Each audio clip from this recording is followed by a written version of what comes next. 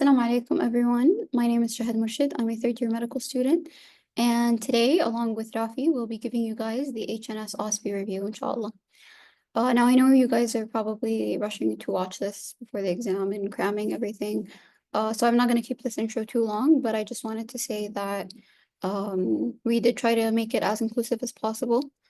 And the way that we've organized this is we have questions and the questions are from past questions. And after that, after we've done a bulk of questions, we'll explain all the concepts that are related to those questions in case you get any variety of those questions. Now, HNS OSPEs they tend to be easy, honestly. If you study all the lab material, if you study all the past questions, you should be good. So many of these questions were repeated. Like I put them once, but I probably saw them once in every batch. So focus on the questions that we have, focus on the concepts, and inshallah, you'll ace it. Okay, so for this session, we're going to start off with the cranial and cervical bones and the face and nasal structures. I'll cover both of these. And then Raffi will take over for the jaw, fossa, parotid region, sensory organs, the ear and the eye. And then I will do the micro lab at the end. So starting off with the cranial and cervical bones. So this is going to be the skull and the vertebrae, basically. So first question, after stabilization of a fracture of the base of the skull, the patient complained of difficulty chewing and numbness over his chin. Involvement of which of the foramina marked as A, B, and C may lead to this condition? So the first thing you want to see is what symptoms are they giving you? They're giving you symptoms of difficulty chewing and numbness. So immediately when you see something with difficulty chewing, we're talking about the mandibular. And where does the mandibular pass? It passes in the foramen ovale, which in this case is B. So the answer is B. And then name the nerve which is affected in this case. As we said, it's the mandibular branch of the trigeminal, or V2. Sorry, V3. This question gets asked so many times. And for HNS in general, this is mostly how they're going to ask these questions because you took a lot of this in neuro already. So for HNS, it's going to be more clinically oriented. They're going to give you an actual case and how the patient is presenting, and they're going to ask you which foramen it's from, and or like what symptoms or what nerve passes through this. And generally, they ask about foramen ovale so often. So know the symptoms, know exactly what passes through it, which we're going to talk about. But this is very, very high yield in HNS. Name the highlighted structure, just identification questions. This is a foramen ovale. It looks like an oval. It's the most clear like the foramen 2 spot. Next, after stabilization. Okay, this is literally the same exact question, by the way, but I just saw it in a different way, so I thought I'd ask it. Again, dry mouth, difficulty chewing, numbness over the lower jaw, foramen ovale, which is A in this case. B is the foramen spinosum. C is the carotid canal, I believe. Yeah. This is the carotid canal, and then D is the stylomastoid foramen. You can see this is the styloid process, and this is the mastoid bone. So between them would be the stylomastoid foramen, which is where the facial nerve exits. Next we have, again, guys, same question. Usually I didn't repeat the same questions, like I would just put them once, but this was repeated so many times that I put it again. But here they're asking about facial muscle weakness. So they want to know exactly where the facial nerve exits. And in this case, it's the stylomastoid foramen, which is A. Again, this is the mastoid process. It's this protuberance. And then the styloid process is the like pokey thing. So between them is the stylomastoid process. So you can see how they can ask many questions just with the same diagram, with the same picture, and they can ask it in many different ways. In which of the marked foramen does the nerve supplying the muscles of mastication pass through? Again, same question. Foramen ovale. It's just asked in different ways. Okay, a 28-year-old patient presented with epidural hematoma. Which artery is affected? Again, this is very high yield. So an epidural hematoma is due to like the middle meningeal artery being affected, and it passes through which foramen? It passes through the foramen spinosum, which is B. Yeah, this you're also going to see it asked in many different ways, asking about the middle meningeal artery, fractures, hematomas, like foramen spinosum. It asks about it in every different way. So know this very well. If they get it to you in a scenario, it's usually someone who got like hit on the lateral aspect of the skull, had like they were asymptomatic, and then they started. This is like the lucid interval. They're basically going to start explaining the lucid interval in the scenario. So yeah, they might explain the scenario and ask you what is going on, what artery is affected, all of that stuff. So know this concept very well. Which artery runs in the black circle? Again, same concept. This black circle is what we call the pterion, and what runs below it is the middle meningeal artery. What is the clinical significance? Again, epidural hematoma. This is an image of it from your lecture, I believe. I forgot where I got it from. Anyways, the pterion, we're going to talk about it, but it's a very weak point in the skull, in the lateral skull, and it's the convergence of multiple bones, which we're going to talk about. This is extra. I saw it in one of the past questions, but I honestly didn't find it in your lab material. I think it's in the lectures. Like it sounds familiar, but I honestly didn't find it in the lab material, so I put it just in case. So they're asking about the clinical significance of 2, which is the mastoid process. And in this case, you can get mastoiditis through the infection of the mastoid air cells, because it's close to the ear, so you can get like if you have a otitis media or whatever, it can get infected and you can get mastoiditis. So that is something for you to know. A patient came with CSF rhinorrhea. Where is the fracture? So the fracture is in the cribriform plate, if you remember, that it connects the nasal cavity to the skull. So this is A, which is the cribriform plate.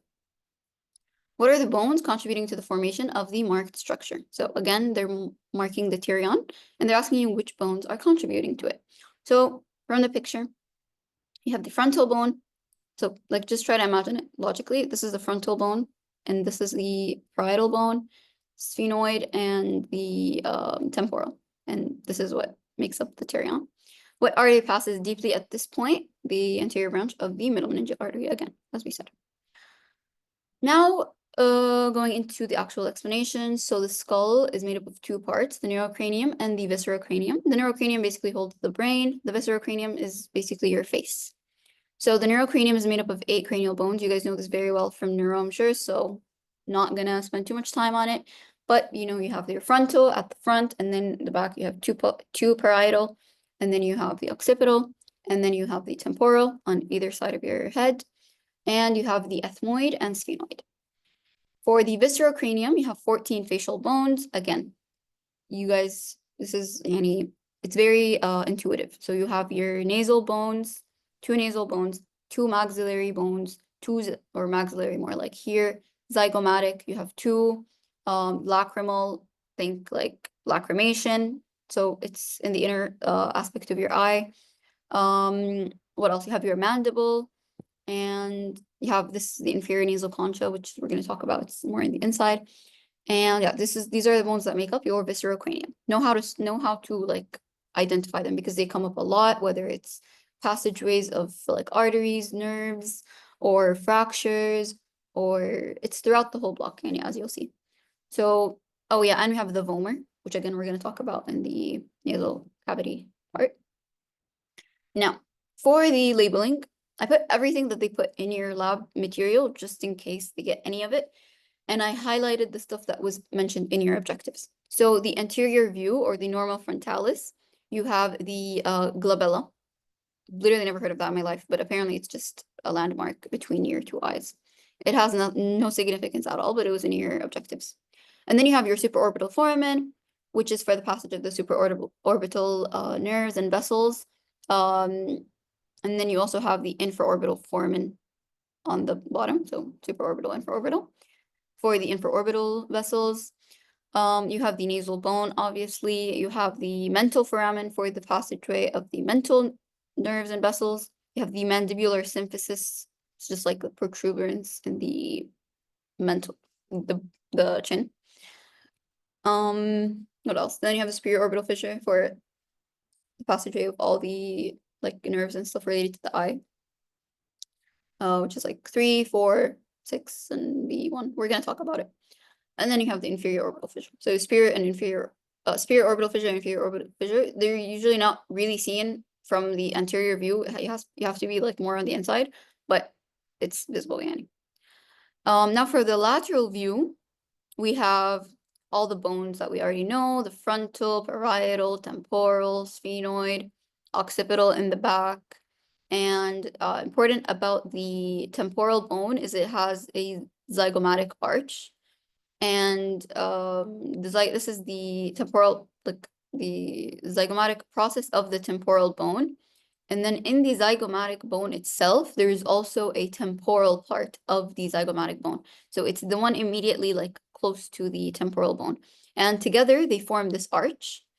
And yeah, I forgot why this is a clinically significant thing. I remember I marked it for a reason. I think it has to do with the TMJ. Okay, if I remember later, I'll tell you. So anyways, yeah, this is where they join. And in the mandible itself, you have two processes.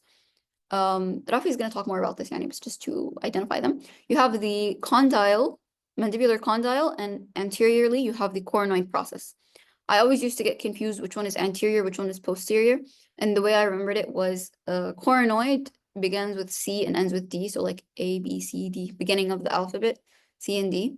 So anterior for like beginning. I don't know if that helps. And then condyle is at the back. The condyle is what actually contributes to the TMJ. It basically articulates with this part of the temporal bone, which is the fossa. And then you have the styloid process. Again, it's the pointy thing. It's very like easily recognizable because of the pointiness. And then you have the mastoid process, like behind your ear. This is where you do the Rene test, if you guys remember. Rene behind the penne or whatever. So for hearing between like bone conduction, air conduction, whatever. And you have the external acoustic meatus. Yeah. The sutures we're going to talk about in a different image. Oh, and then the alveolar margins, basically you have the superior and inferior alveolar margins. Superior is at the like, it's where the upper teeth are, and then inferior is where the lower teeth are. Again, these were all mentioned in your objectives, that's why I have them highlighted. You know everything though, and we talked about it. So, but yeah. Now for the pterion, which we mentioned. This is a weak point where all four bones converge, which again we talked about, and you have the this is where the middle meningeal artery goes through or passes under, and this is the site for dural hemorrhage. This is another picture from your slides, from your lab slides. And know all the bones that contribute to it, which we already mentioned. Now moving on to sutures and fontanelles. So these are basically just like, because you have a lot of bones in your skull, there is a distinction between them. There is a point or a line that separates the bones. And these are what are the sutures, basically. So you have three types of sutures. You have coronal, sagittal, and lambdoid. Coronal is basically just cutting, like imagine you're cutting a coronal section, and that is what that is. So it's like this. And if you imagine that, you immediately know what it is distinguishing between, or like the dividing. So what it's dividing is basically the frontal bone and the parietal bones. And you can see it here. So this is the frontal bone. These are the two parietal bones. Between them, we have the coronal suture. Then you have the sagittal suture, which is between the two parietal bones. So again, imagine you're cutting the body in a sagittal plane. You'll have two parietal bones being divided. And that is the sagittal suture. And then you have the lambdoid suture. This one's at the back. So at the back, what do we have? So we have two parietal bones and then an occipital. So something has to be joining them, and that is the lambdoid suture for the occipital and the parietal bones. And then basically all of these sutures, because they're everywhere in the head, there is a certain meeting point where they converge. And these are called fontanelles. Fontanelles, this is present in like birth, or like not birth, sorry, like infants. When the baby's born, they have the fontanelles that they're still open. And then as they grow older, because they're still like bones are still forming, they're still fusing. So before they have officially fused and completed the whole ossification process, part of it is open. So this is what you call the anterior fontanelle and the posterior fontanelle. It's not only called the fontanelle when it's open, it's just the fontanelle. But in early life, it was open, and then it fused. So you have the anterior fontanelle, and you have the posterior fontanelle. So the anterior fontanelle is basically where the coronal and sagittal sutures converge. So this point right here is the anterior fontanelle, and it's also known as the bregma. The bregma is the convergence point between them, basically. And this closes at 1 to 1.5 years of life. The posterior fontanelle is known as the lambda. This is easy to remember because we said the lambdoid suture is at the back, and lambda is also at the back. It's the posterior fontanelle, and it is the convergence point between the sagittal, which is this, and the lambdoid sutures. So it's this one right here. This is the posterior fontanelle. This one closes at 3 to 4 months of age.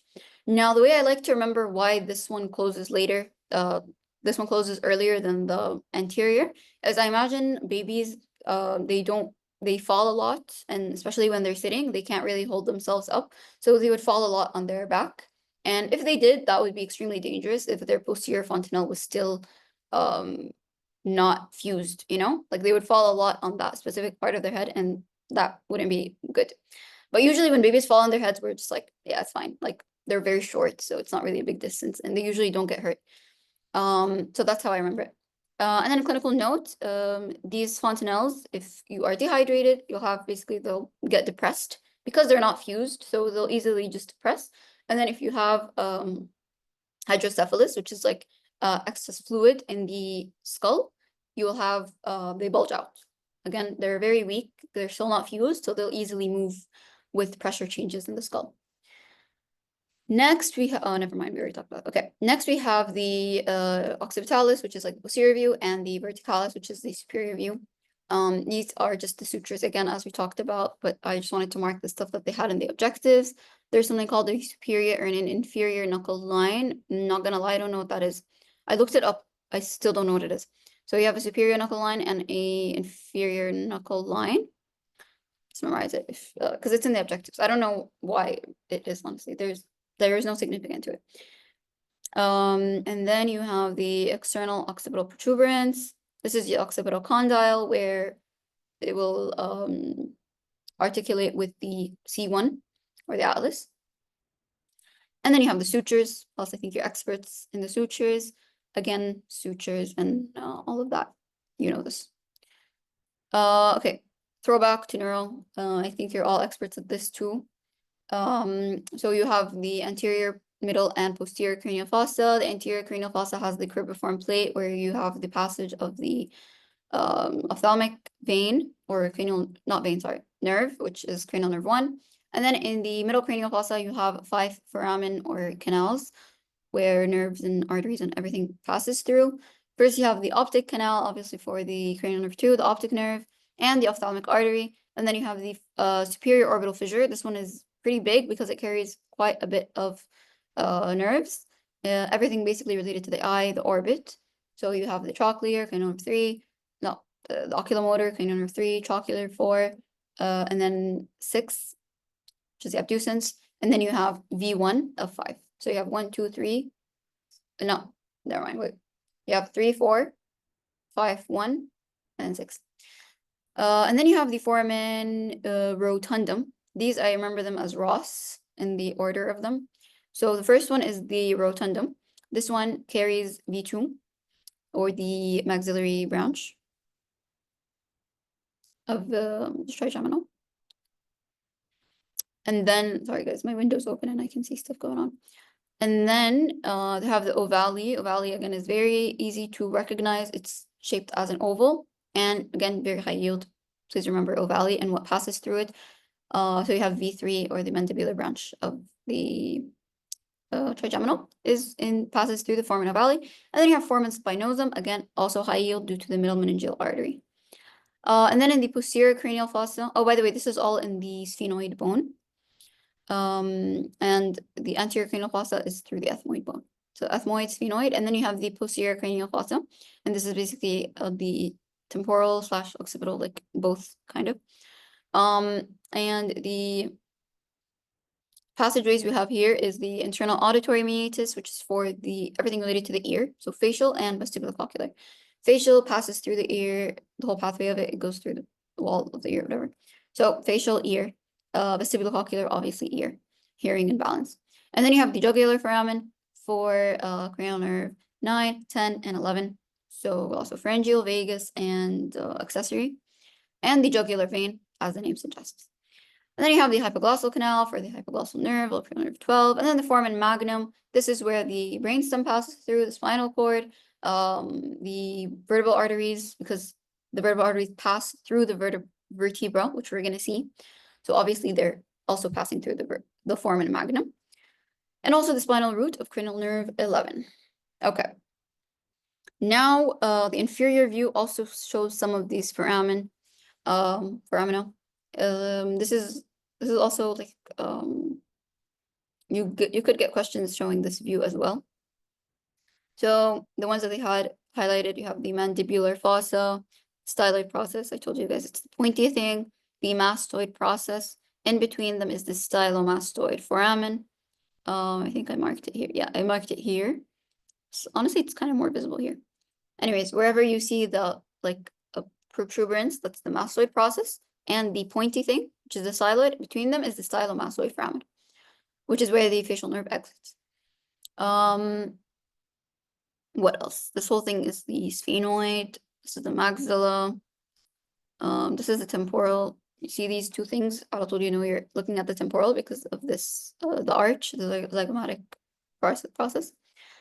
Yeah, foramen magnum, occipital condyles, where the atlas connects. Yeah, we talked about all of this. These are other things in your objectives. So you have the incisive canal. This is the maxilla. So you have the incisive canal, and then you have the greater palatine foramen and lesser palatine foramen for the passage of the greater and lesser palatine nerves.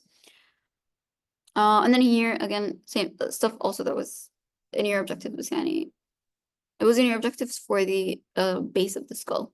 We talked about it earlier. So you have the foramen ovale, oval shaped, and then you have the foramen spinosum. Foramen spinosum is like directly lateral to the foramen ovale, so it's very easy to spot, and it's like very tiny. Okay, now for the skull fractures. So you have different types of fractures. You can have a hairline fracture, or basically just dividing two bones into two. You have compound fracture, where you're gonna get like multiple pieces of like bone. Depressed, basically just depression into the brain, like this one. Basal, this could be anything that relates to like the bones that make up the base of the skull, like sphenoid, ethmoid, all of that. So you'll have the cranial nerves affected also. I don't think this is too important, honestly. Leafort fractures was emphasized so much in our labs. Not sure if you got asked about it, honestly, but it was emphasized as very high yield. So you have 3 types of Leafort fractures, and they go based on severity, basically. So 1 is least severe, 2 more severe, 3 most severe. And basically they are called that due to, or like they're classified based on the location of the fracture and what bones it involves. So Leafort 1, as you can see, it's just horizontally through the maxilla. So it only involves the alveolar arch of the maxilla. And symptoms of this could be swelling of the upper lip or loosening of the teeth, because alveolar always refers to teeth. So remember, teeth, loosening of the teeth, swelling of the upper lip due to the location. And then you have Leafort 2. This involves the maxilla and the nasal bone. These are symptoms of it. Deformity, swelling, loss of mobility in the jaw, CSF rhinuria, because this is where the cribriform plate is. As you can see, the symptoms are just more severe. And then Leafort 3 contains even more stuff, which includes the zygomatic bone, in addition to what was included in 2. So 1 is only the alveolar process of the maxilla. 2 is that plus the nasal bone. 3 is that plus the zygomatic bones.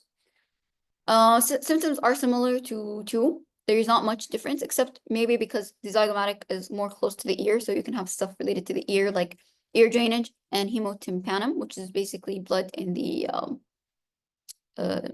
inner ear or like middle ear. Enophthalmos is basically the opposite of exophthalmos, if you remember from Graves' disease. So it's basically the eye goes inward instead of outward. And yeah, these are symptoms. This is just know how to recognize them. Actually, I feel like we did a good question now that I think about it. So you have Leafort 1. And okay, I think I talked about this enough. You guys get it. Next. Okay, now we're moving on to the to the vertebrae. So what type of joint does the marked structure form? So basically this is the axis, the atlas and the axis. So what forms between them is the atlantoaxial joint. And what are the movements in this joint? Most importantly is rotation. So you rotate left and right for the no motion. Next, identify the typical vertebrae. So typical vertebrae or cervical vertebrae has foramen magnum.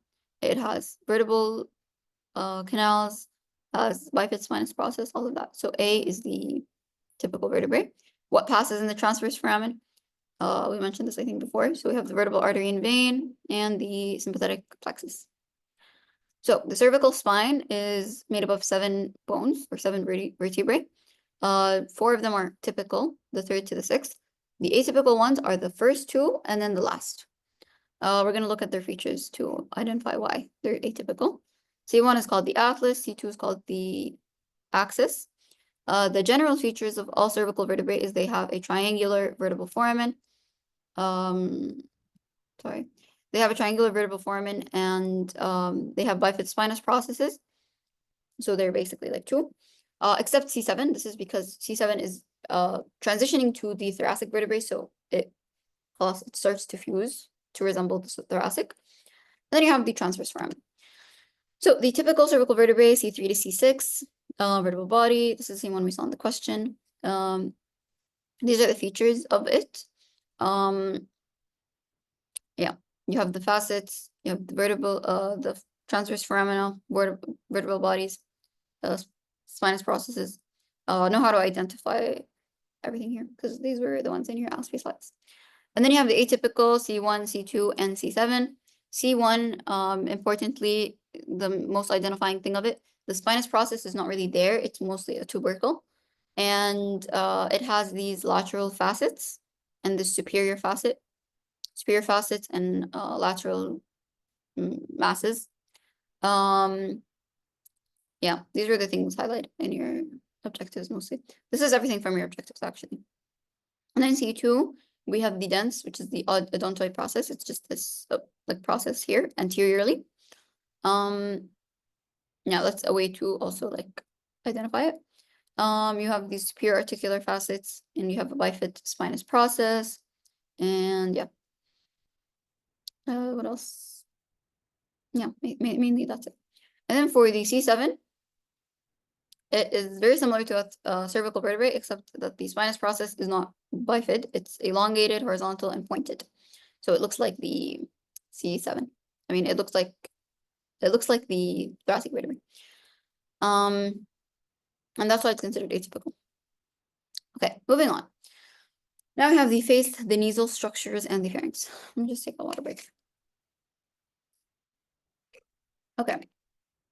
So the face nasal structure. First of all, if a person had a wound injury to the scalp, which layer would maintain the gaping, keeping the wound open?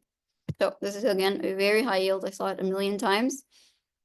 So the gaping, what keeps the gaping is basically the aponeurosis. So the aponeurosis is the 3rd layer, and this is what connects the occipital belly of the occipital frontalis. It's what connects the occipital belly to the frontal belly of it. And so basically, because it's connecting 2 muscles, if it's affected, then the muscles are going to contract and the wound is going to gape and it's going to be kept open. Very high yield, remember this. A 17-year-old girl arrives at the ER with a scalp wound that is bleeding profusely. The vessels that are most likely the source of bleeding are located in which of the marked layers of the scalp? Again, very high yield. I saw this also a lot of times. So whenever you see something that's bleeding a lot, this is the dense connective tissue layer, which is the 2nd. We're going to talk about all the layers, but the 2nd one is the dense connective tissue. And this is where if you have a bleeding, it's going to be very, very severe. Then another very high yield one that I saw so many times. Patient with a black eye, which layers of the scalp is the source? So if you see a black eye, it's the loose areolar connective tissue, which is below the aponeurosis. So it's D. So above the aponeurosis is the dense, below it is the loose areolar connective tissue. And this one, the loose connective tissue is continuous with the connective tissue of the eye. So you have trauma, you get a black eye. And this is a very significant like characteristic image of like raccoon eyes. So yeah. Okay, now moving on to the layers of the scalp. So we have the layers are basically named according to the mnemonic scalp. So it's very easy to remember. So the outermost layer you have is the skin. And then you have the connective tissue, which is dense. This is the dense connective tissue. And then you have the aponeurosis, which, as I said, it is a connection between the occipital belly and the frontal belly of the occipitofrontalis. And then below it, you have the loose areolar connective tissue and the periosteum. Okay, this is a quick like summary of all the important points. We mentioned most of them, and I don't want to spend too much time on this because I know Fouad explained it. So the skin, because you have sweat glands, sebaceous glands, you can get a cyst, and it moves with the scalp. This is important to differentiate between a tumor because the tumor would be stuck to the scalp, but this moves with the scalp because it's part of the skin. And then the connective tissue, the dense connective tissue, this is where you have nerves and vessels. So you get severe bleeding if it's affected, and importantly, the wound does not gape. And because you have nerves, you have pain. Now, for the aponeurosis, this is also called the epicranium, or the epicranial muscle. And this, as I said, connects the frontal and occipital, and it is, the wound will gape. Importantly, it will gape, because the muscles will pull it. We already talked about this. Loose areolar connective tissue is very dangerous because you can get injury and infection that passes through the emissary veins. And then you have the periosteum, which is basically the bone. This part is very prone to damage during childbirth. You can get cephalohematoma. Basically, in the process of the child being birthed, it could rupture the periosteal arteries and lead to bleeding. Okay, now, who of the muscles? Yep, okay.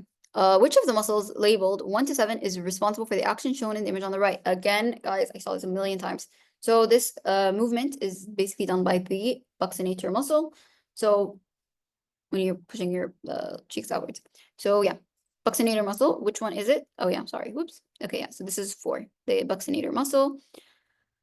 Which nerve supplying the facial nerve, which is buccal nerve branch of the facial. All the muscles of the face or facial expressions are supplied by the facial nerve, conveniently. So what are the others? This one here would be the zygomatic major, the one going like looping around the buccinator almost. In the lips, we have the orbicularis oris, mentalis going towards the chin, orbicularis oculi going around the eyes. This is the frontal belly of the occipitofrontalis. Is that what it's called? Occipitofrontalis. Occipitofrontalis. I think it's occipitofrontalis. Guys, what the hell? Occipitofrontalis. Okay. Occipitofrontalis. And then this is the platysma. Okay, we're gonna talk about more functionality. Okay, so the nerve. Yep, as I said, it's the buccal nerve. Okay. Now, again, this is the same question. It was just they got this picture instead, so I decided to put it just so you know how to recognize it in every single question that they get it. So this here is the buccinator. Now, okay, this is a long one. You have a man that was brought to the emergency with a knife injury at the upper part of the neck. On examination, a knife cut was found below the left margin of his mandible, anterior to the angle of the mandible. Penetrating medially and anteriorly. Then they showed his symptoms. He had anesthesia and loss of taste over the interior aspect of the left of the half of the tongue. Now, this is not a very OSPE question, but it does involve you guys to imagine the structure of all these muscles and the nerves and everything so that you know it. So name the most superficial muscle injured by the knife. So since it's in the upper part of the neck, and they explain the location below the left margin of the mandible. So what extends here is the platysma. So we have the platysma. Name one artery which could be severed. It's the facial artery. Again, just think of like facial, this is where all the facial stuff is happening. So facial artery can be affected. The damaged nerve causing anesthesia and loss of taste, sensation over the tongue. So this is basically general and special sensations. The general sensations are carried out by the lingual nerve, and then the special is carried out by the chordae tympani. Ganglion affected the submandibular. I wasn't really explaining this part, but I saw it in the question, so I added it. Okay, Nate, what is the structure and what is its significance? I think I'm pointing at A. I not sure how you can really tell this apart. But that is the facial vein. Apparently. Yeah. This exact image or Heather wasn't in your slides, so I'm not sure. I don't know if you can tell between like veins and nerves and all of that based on this. So if they get it, it would be clear. And then significance, infection can spread into the cavernous sinus through the vein, which we're going to talk about. Spreads through the ophthalmic vein. Okay, now moving on to the facial muscles. I explained a lot of this in the question, so I'm not going to spend too much time on it again. I really don't want to like be too long here. For your sake, obviously, I don't mind. So we have the aponeurosis connecting between the frontal belly and the occipital belly. And then here you have all the muscles that we already mentioned. I don't think there's any that I didn't mention, so I won't even go into this. Just please know how to memorize these or identify them. Same thing, except here, yeah, you have the zygomaticus major. Zygomaticus major. And then around the lips is the orbicularis, oris. This is oculi, the eye. Frontal belly.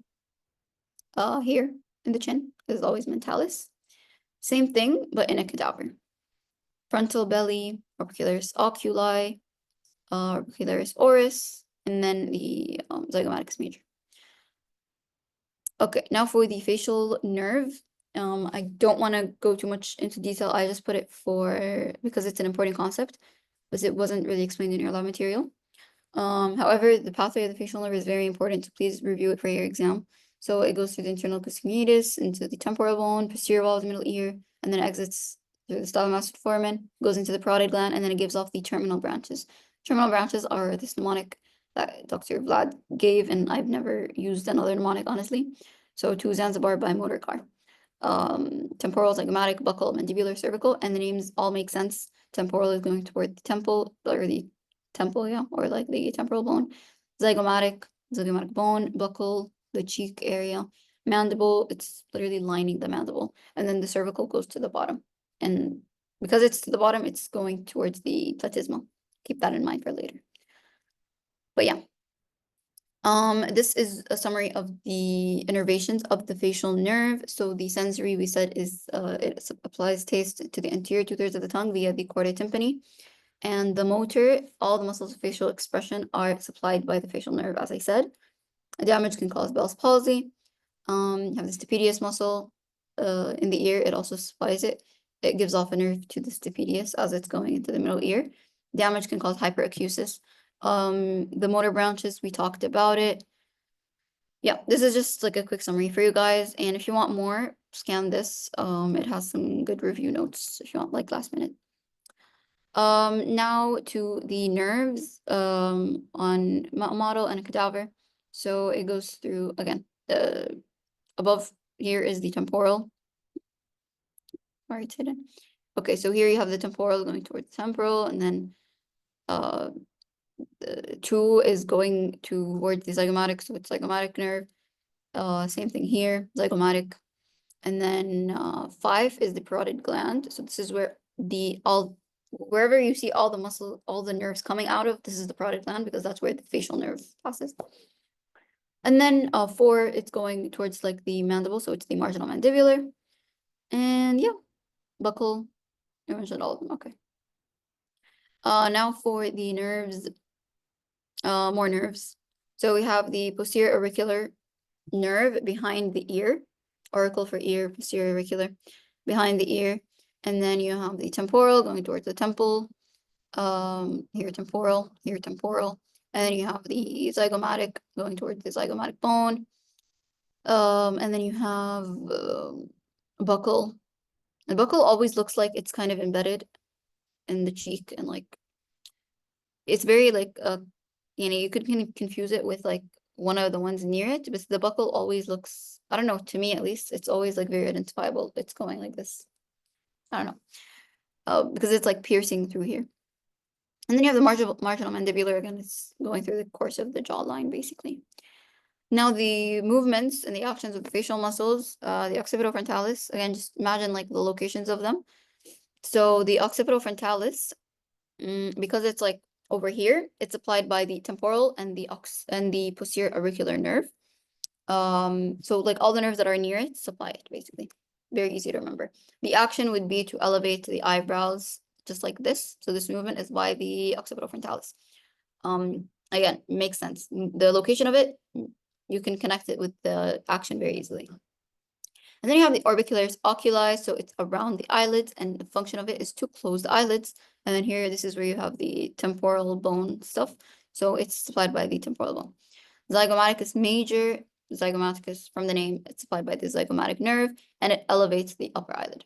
So this closes the eyelid, this elevates it. Buccinator, very high yield. You've seen it in so many questions. It does this movement, basically, which is pressing the cheek against, oh, wait, what? Oh yeah, keeping the food out of the, yeah. So if you have damage to the buccal nerve, usually you get food stuck in your mouth. That's a very common symptom or presentation. And yeah, this is the movement that it's responsible for, basically pushing the cheek outwards. Orbicularis oris is around the eyes, and it's supplied by the buccal nerve. Again, like, actually, why is it supplied by the oris? Oris, mouth. Okay, makes sense. I got confused for a second, sorry. So buccal nerve, or for the oral buccal, just imagine like buccal is going towards here as well.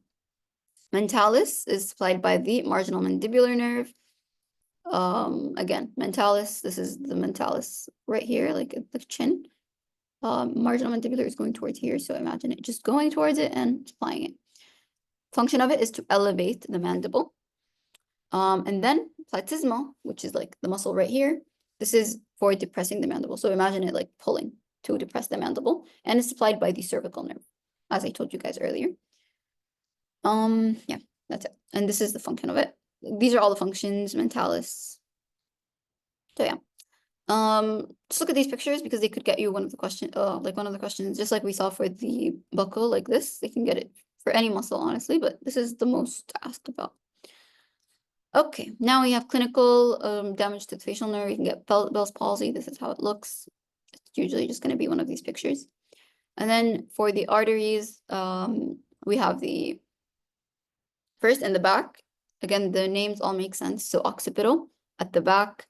And then here, this is going upwards, and it's at the temporal bone part, so superficial temporal. And then you have this one, it's transversing the face, basically. So transverse facial artery. And then above the lips, you have the superior labial. And then over here, you have the facial. And then the veins, they mostly follow the arteries. So you have the posterior auricular. So instead of the occipital here, you have the posterior auricular. And it's behind the remember we had a vein, a nerve that was posterior auricular. So here we have did I say vein? I meant nerve. So here we have a vein, posterior auricular. And then you have this one is the same as the artery. It follows the artery, so it's superficial temporal vein. And then again, this follows the artery, so it's transverse. So this is both the artery and the vein going here. So it's transverse facial. And then you have again, same as the artery, superior labial vein. And then you have the facial vein. This is the danger triangle of the face. If you get any infection here or damage to the facial vein, can go to the cavernous sinus and can cause thrombosis of the cavernous sinus. This is also a high yield concept, maybe not for your OSPE, but for HNS in general. Know the pathway. I feel like we got asked about this. So from the pterygopalatine plexus, it joins with the retromandibular vein. We're talking about the facial vein here. It joins with the retromandibular vein and then drains into the facial vein and then into the angular vein and then into the ophthalmic, and then that goes into all that goes into the cavernous sinus. So this is how the pathway is and how it reaches the cavernous sinus, leading to thrombosis. So know this pathway. Okay, what is the name of the area circled and its clinical significance? So this is very CVP throwback. You have the area of the most common epistaxis, which is the Kesselbach area or triangle, whatever it's called.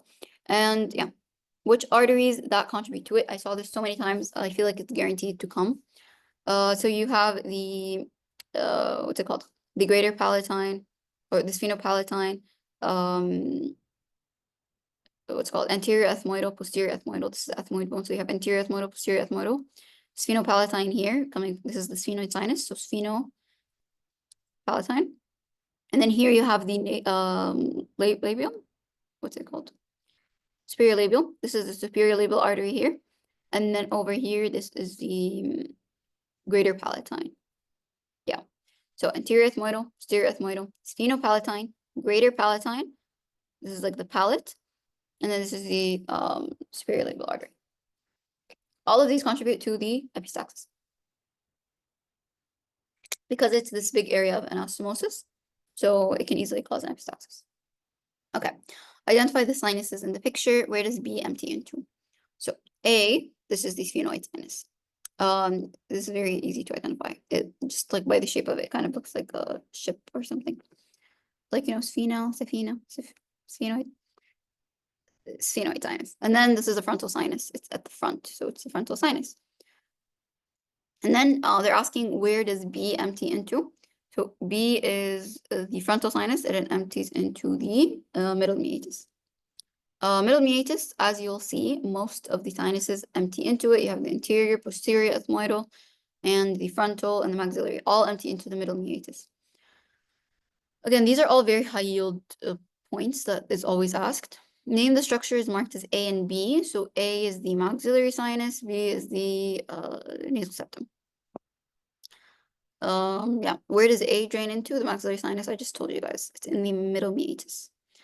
I hope you guys are answering this before I say the answers. I just don't want to spend too much time. Name 3 structures that drain into A. So again, this is the middle meatus. So you have superior, middle, and inferior meatus. We said everything that drains into A. We already talked about this. Anterior, middle, ethmoidal, maxillary, and frontal sinuses. What takes special sensation of the area marked? This is something we already talked about before. So this is the tongue. And they're asking about special sensation. So chordae tympani. And the general sensation, we already said this also, the lingual nerve, which is a branch of V3. Next, name the labeled structure. Again, this is a high yield image, and we saw it before too.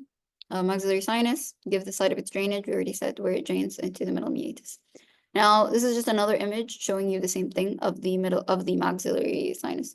So whenever you see the nose, the nasal septum, know that next to it is like the maxillary sinus.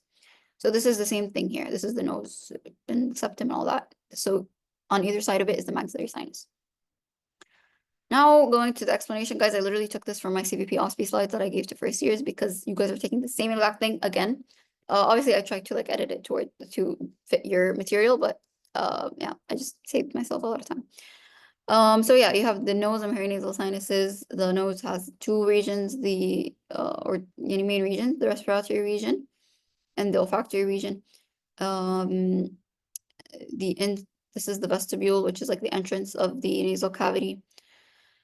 And you have the nasopharynx, all of that. And then you have these, we're going to talk about the concha and the meatises in another round. This is not really for you guys right now. Nasal concha and meatises, they are basically, concha are like bones, like protrude, like shelves, curved shelves of bone. Yeah, they're like, they're projections basically in the nasal cavity in the lateral wall. So you see them if you are looking from like a lateral side. And then now they project into the nasal cavity, and because of their projections, they're going to create something below them, which are the meatises. You have the superior, middle, and inferior meatus. I'm really not going to spend too much time on this because again, it's all CVP, and you guys took this many times before, and I explained it a lot in the questions. So yeah, the sinuses, they're air-filled extensions that like drain parts of the face. And then functions, lighten the skull, humidify air, enhance voice resonance, and immune defenses. Just know this in case they ask you, because they like to ask function in OSPEs. So the drainage, again, I explained all of this. Superior, middle, and inferior. The sphenoid sinus drains into the sphenoethmoidal recess. This is the sphenoid sinus. It drains into here, the sphenoethmoidal recess. Posterior ethmoidal drains into the superior meatus. And then the rest all drain into the middle meatus, except the nasolacrimal duct, you have the inferior meatus. This is because they're like at the same level almost. Like this is the nasolacrimal duct here, and this is the inferior meatus. So just imagine that. And yeah, this is a clinical application that was in your slides. So maxillary sinusitis, because many what's it called, sinuses drain into the middle meatus. This causes a problem. And then this is like in a cadaver. These are the first year's stuff, by the way, but it's honestly the same as yours, and they were good, yeah. So sphenoid sinus, superior, middle, inferior, the protuberance are the concha, below them are the meatuses. Okay, now for the blood supply and all that. Already talked about most of it. Epistaxis with these arteries is the most important part. But yeah, the arterial supply of the nasal cavity, sphenopalatine, anterior posterior ethmoidal, everything that causes epistaxis, basically. Venous drainage is the same as the arteries. Venous supply, we have anterior ethmoidal for general sensory innervation and the internal nasal. Yeah, you can read the rest of it. Okay. All of these images are literally the same exact thing. I just put all of them because they were all on your slides and I didn't want to miss anything. But basically, you have the lateral wall, medial wall, inferior wall, and roof. All of them make sense if you know how the structure, how everything looks. So for the lateral wall, you have the concha and meatus, as we said, and the superior and middle concha are part of the ethmoid bone, which is like the top here. So that makes sense, yani. That they're more at the top, so they're related to the ethmoid. And then you have the inferior concha. This is part of the maxilla or the maxillary bone. And it's also like at the bottom here, so it makes sense. Inferior concha for maxilla. And then for the medial wall, you have the septal cartilage. This is where you can see the cartilage over here. And then this here is the vomer. And then the perpendicular plate of the ethmoid. Know how to identify all of these. So yeah, the vomer more lower, and then the upper part of the medial wall is the perpendicular plate of the ethmoid and the septal cartilage. And then for the roof, we have the cribriform plate of the ethmoid. So there's the ethmoid and the and the body of the sphenoid. Also, sphenoid is also like at the top here. So this whole thing makes up the roof basically. You have the cribriform plate of the ethmoid and the body of the sphenoid with the sphenoidal sinuses. So all the roof. And then the inferior wall, at the bottom, you have the palates. So you have the palatine process of the maxilla, and you have the horizontal plate of the palatine bone. So this is the palatine bone. So these are all of the walls. Very good. Okay. So identification, I think we identified all of these. So I'm gonna move on. Again, we identified all of these. Here's the tongue, epiglottis, laryngopharynx, oropharynx, soft palate. Okay, so this is the soft palate at the back. Hard palate is more anteriorly. Now I'm just saying the stuff that I didn't mention before. The rest is all the same and they're just different images. So know how to recognize everything in all of the images. Yeah, we talked about all of this.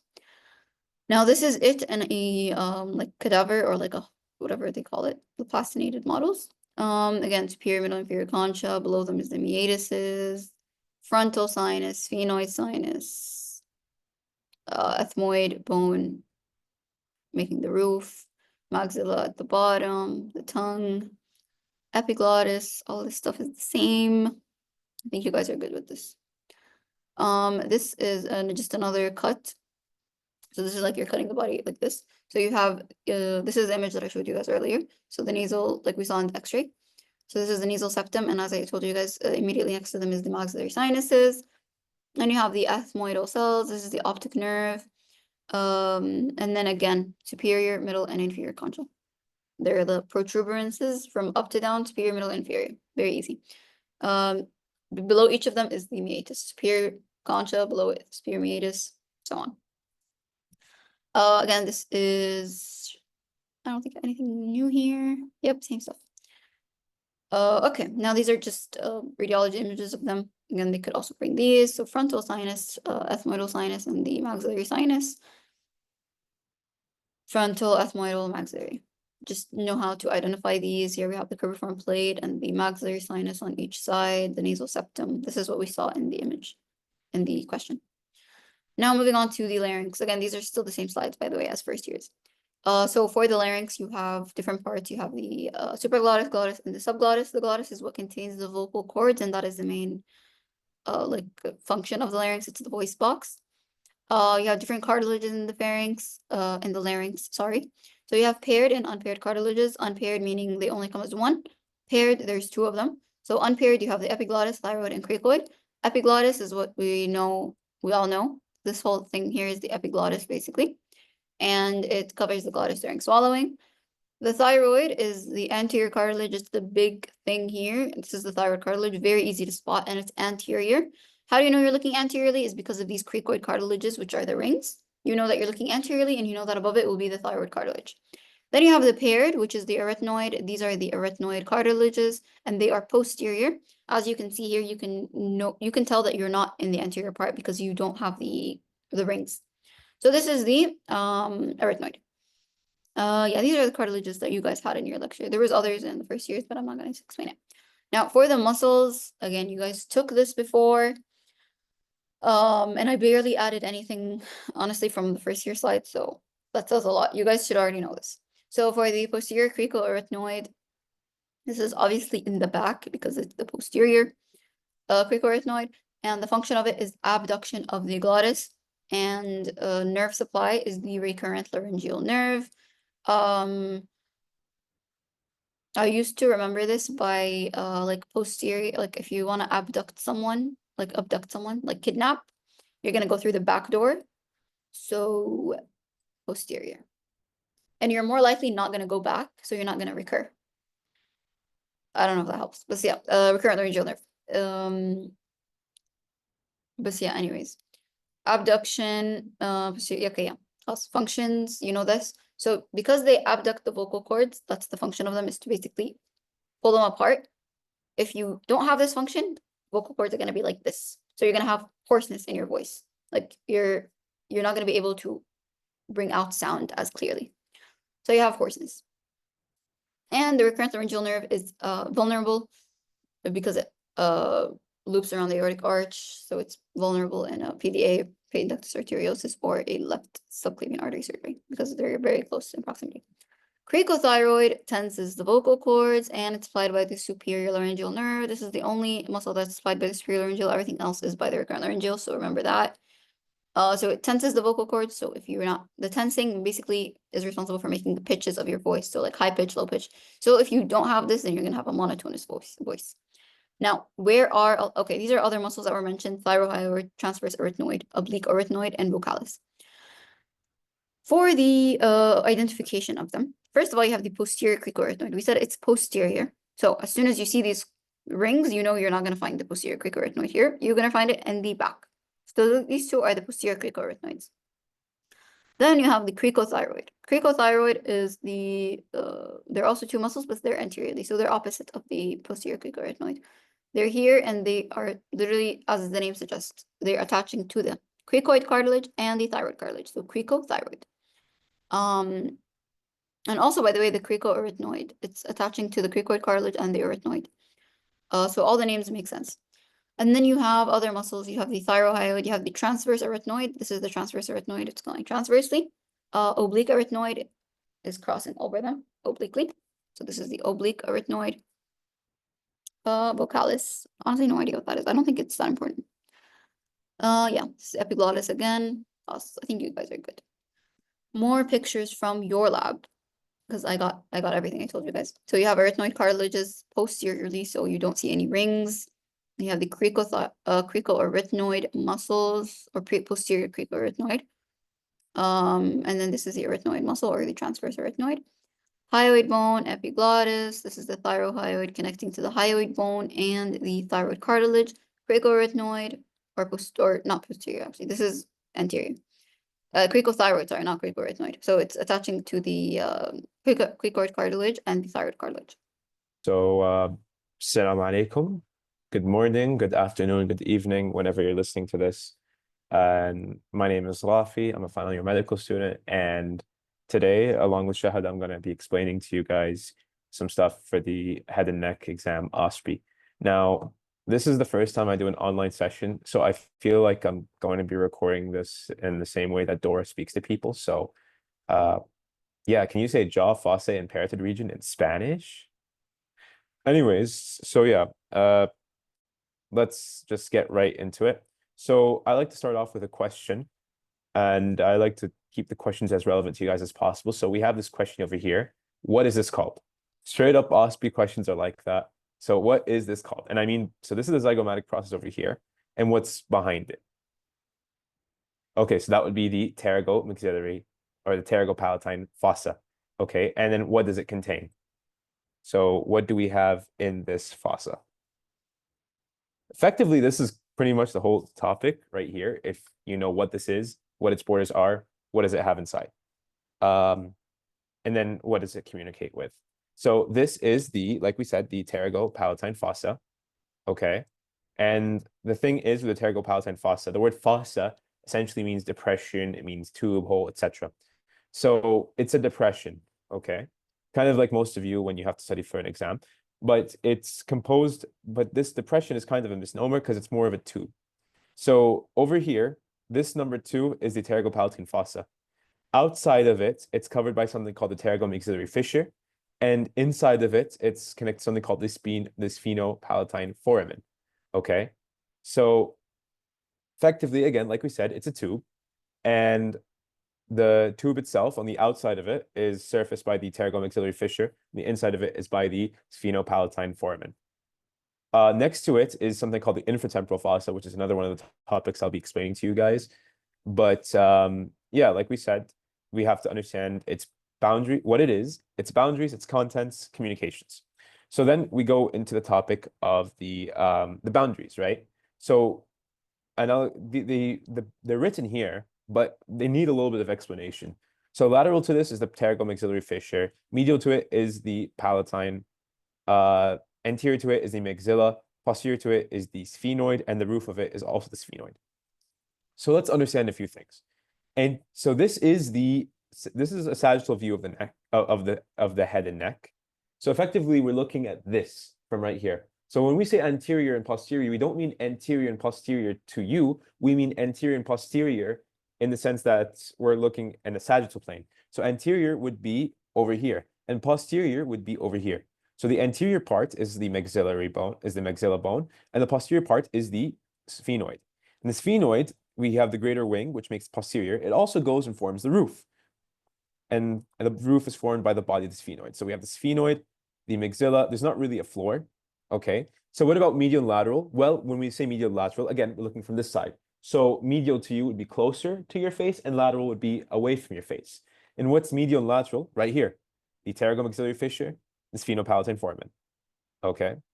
Or the palatine in this case. And like we said, lateral to the pterygomaxillary fissure is the infratemporal fossa. So you should know that these two are kind of connected. The contents are pretty simple too. You have the pterygopalatine parts of the maxillary artery. So this is the pterygopalatine portion. And then we also have the otic ganglion, the pterygopalatine ganglion. And these are the parasympathetic ganglions of the facial nerve.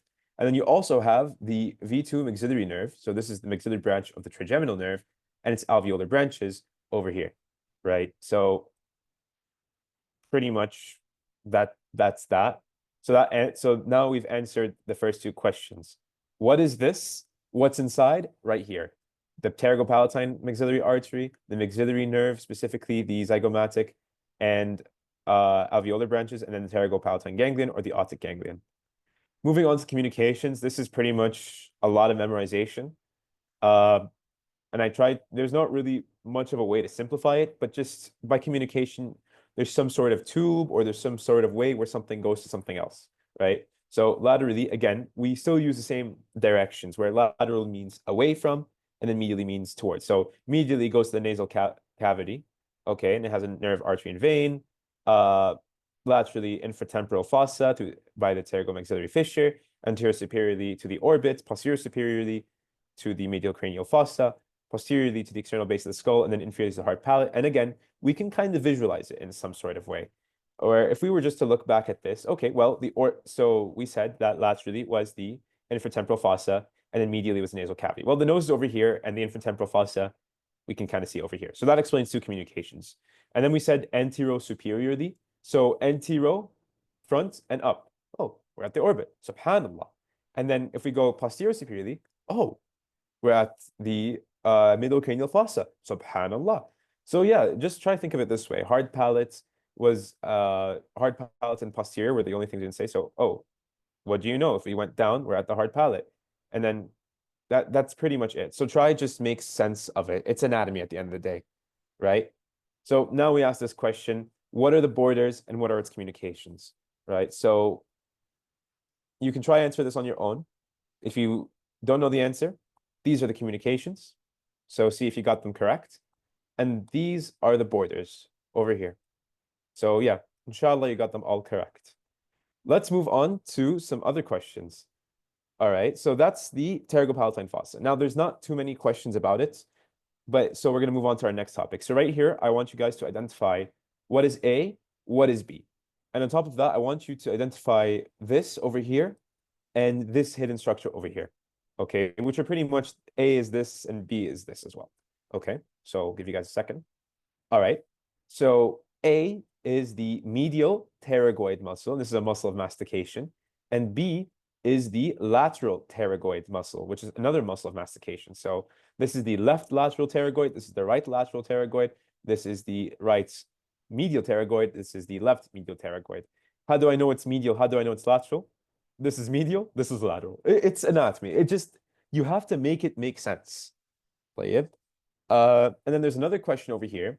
If one of them is atrophied and the mandible is deviated to the left, which one of them got atrophied if you were to protrude and it would deviate? So now we got to think a little bit. We have to use our brains, okay? So that would be B over here. So why is it B? Well, one of the functions of it is protrusion. If it's deviated, that means it's not able to protrude.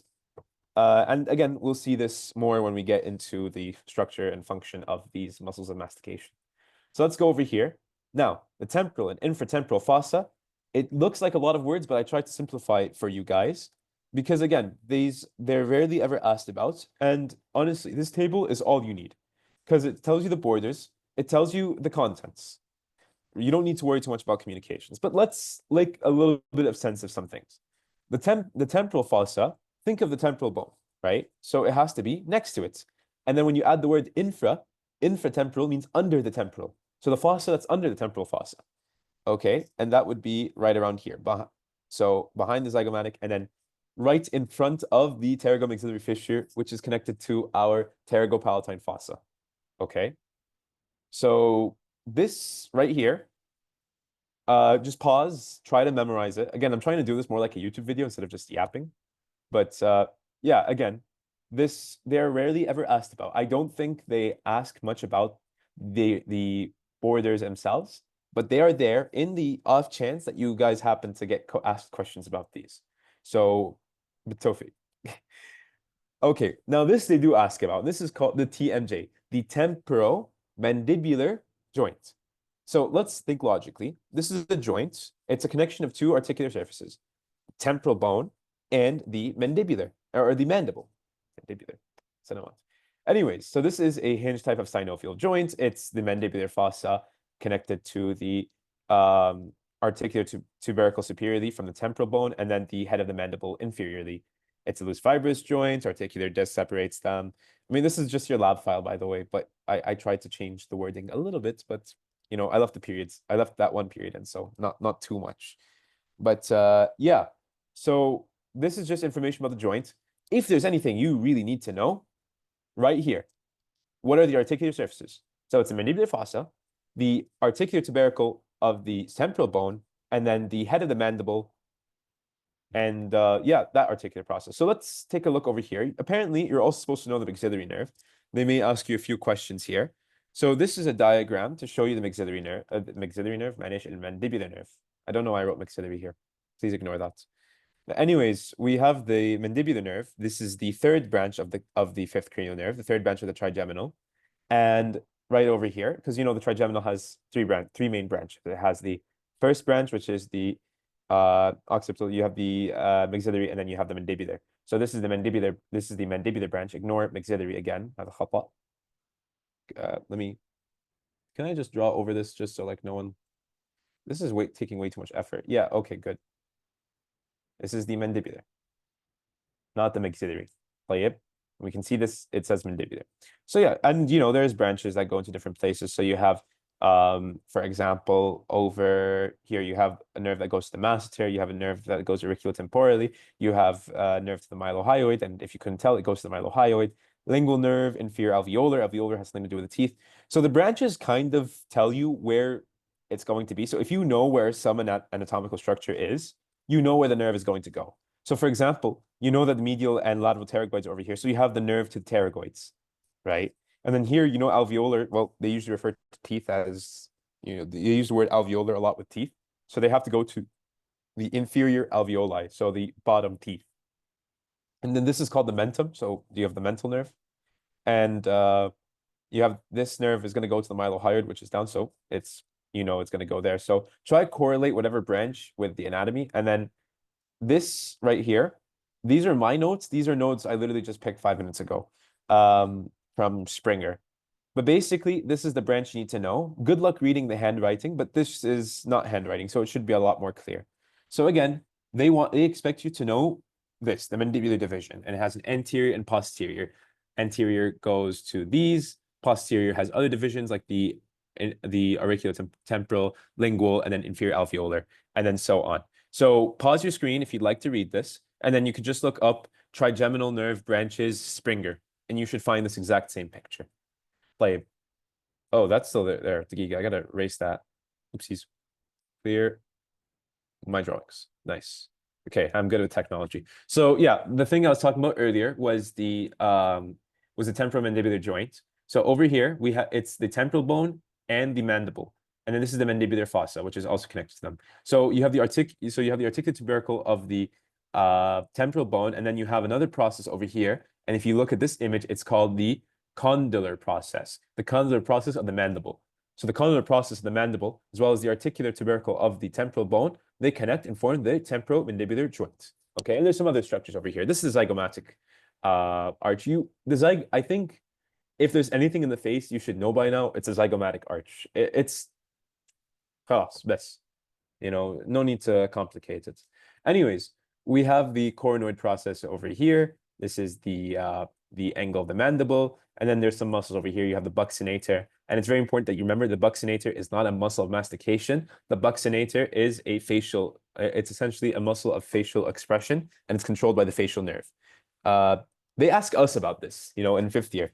But I guess it's something to watch out for in 2nd year too. They like those teeny questions. This is the masseter. But again, right now we're only concerned about bones. So articular tubercle of the temporal bone. And we have the zygomatic here that just exists, but the condylar process of the mandible. This is the coronoid process. This is the angle of the mandible. And then this whole red circle is the TMJ. Okay. Now, the TMJ is under the control of muscles, and these same muscles happen to be the muscles that let you eat food. And I hope, at least, we all like food. Okay, so these muscles are very important, at least to me, and I consider these muscles very important. And I hope you all do too. Arguably the most important muscles in the body. Anyways, so we have these muscles of mastication, and if you know, mastication essentially has to do with chewing.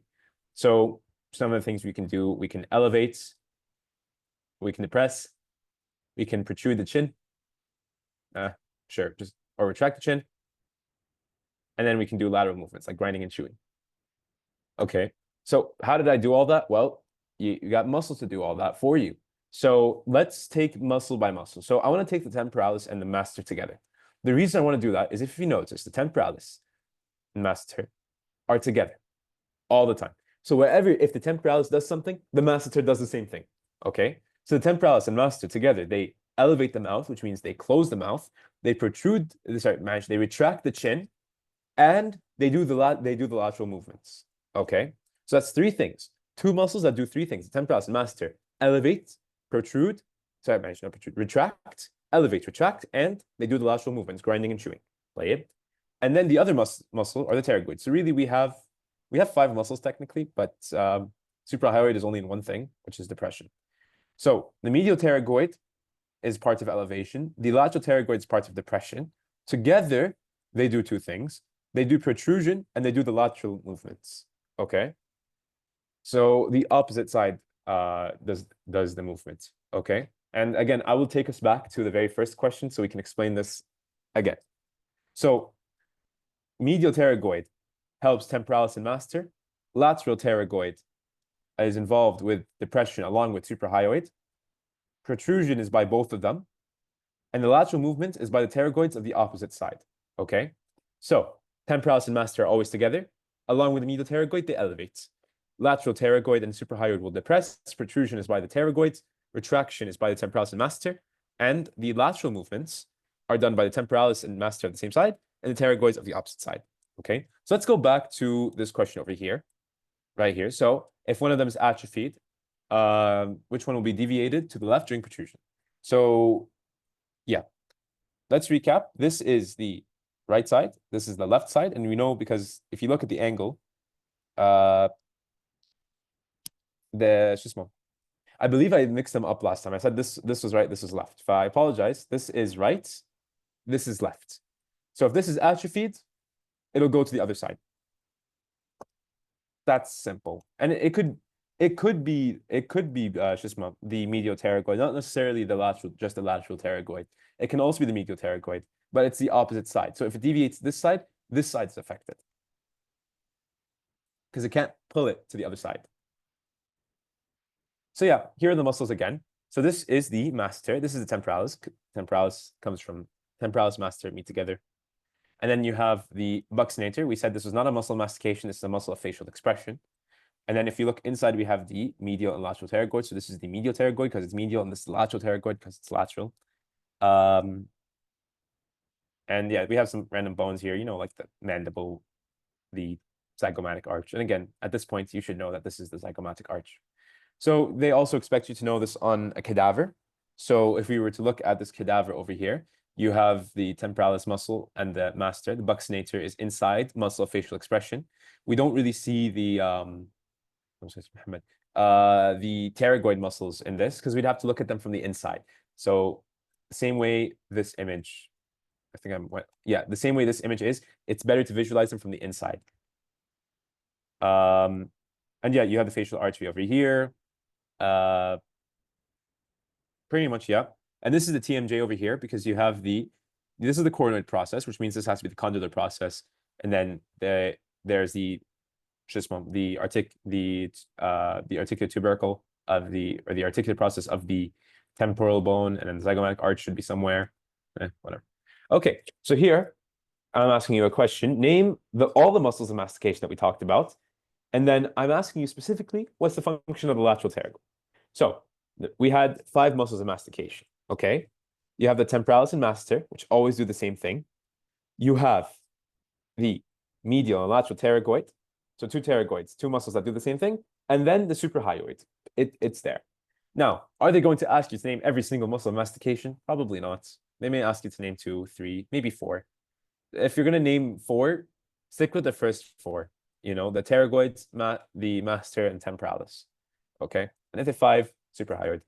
What are the functions of the lateral pterygoid? So at Hain, let's see if you remember. So give you a minute to think.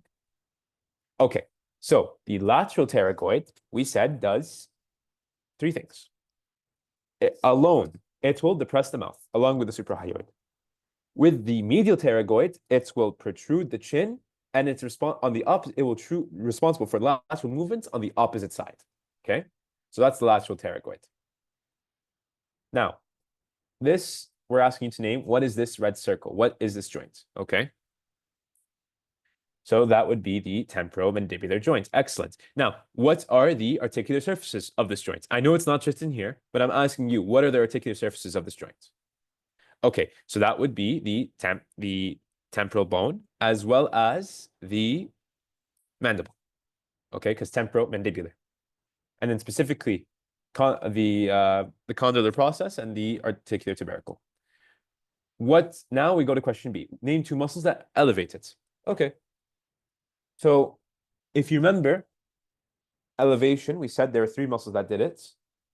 We had the temporalis, masseter, and medial pterygoid. But it's always, if you're going to say that temporalis does something, the masseter does the same thing. So I always like to remember them together. And then what nerve innervates this joint? So that would be the mandibular nerve, right? V3. Because, again, we said this isn't the maxillary nerve. This is the mandibular nerve. This is a misnomer. And again, my bad. Okay.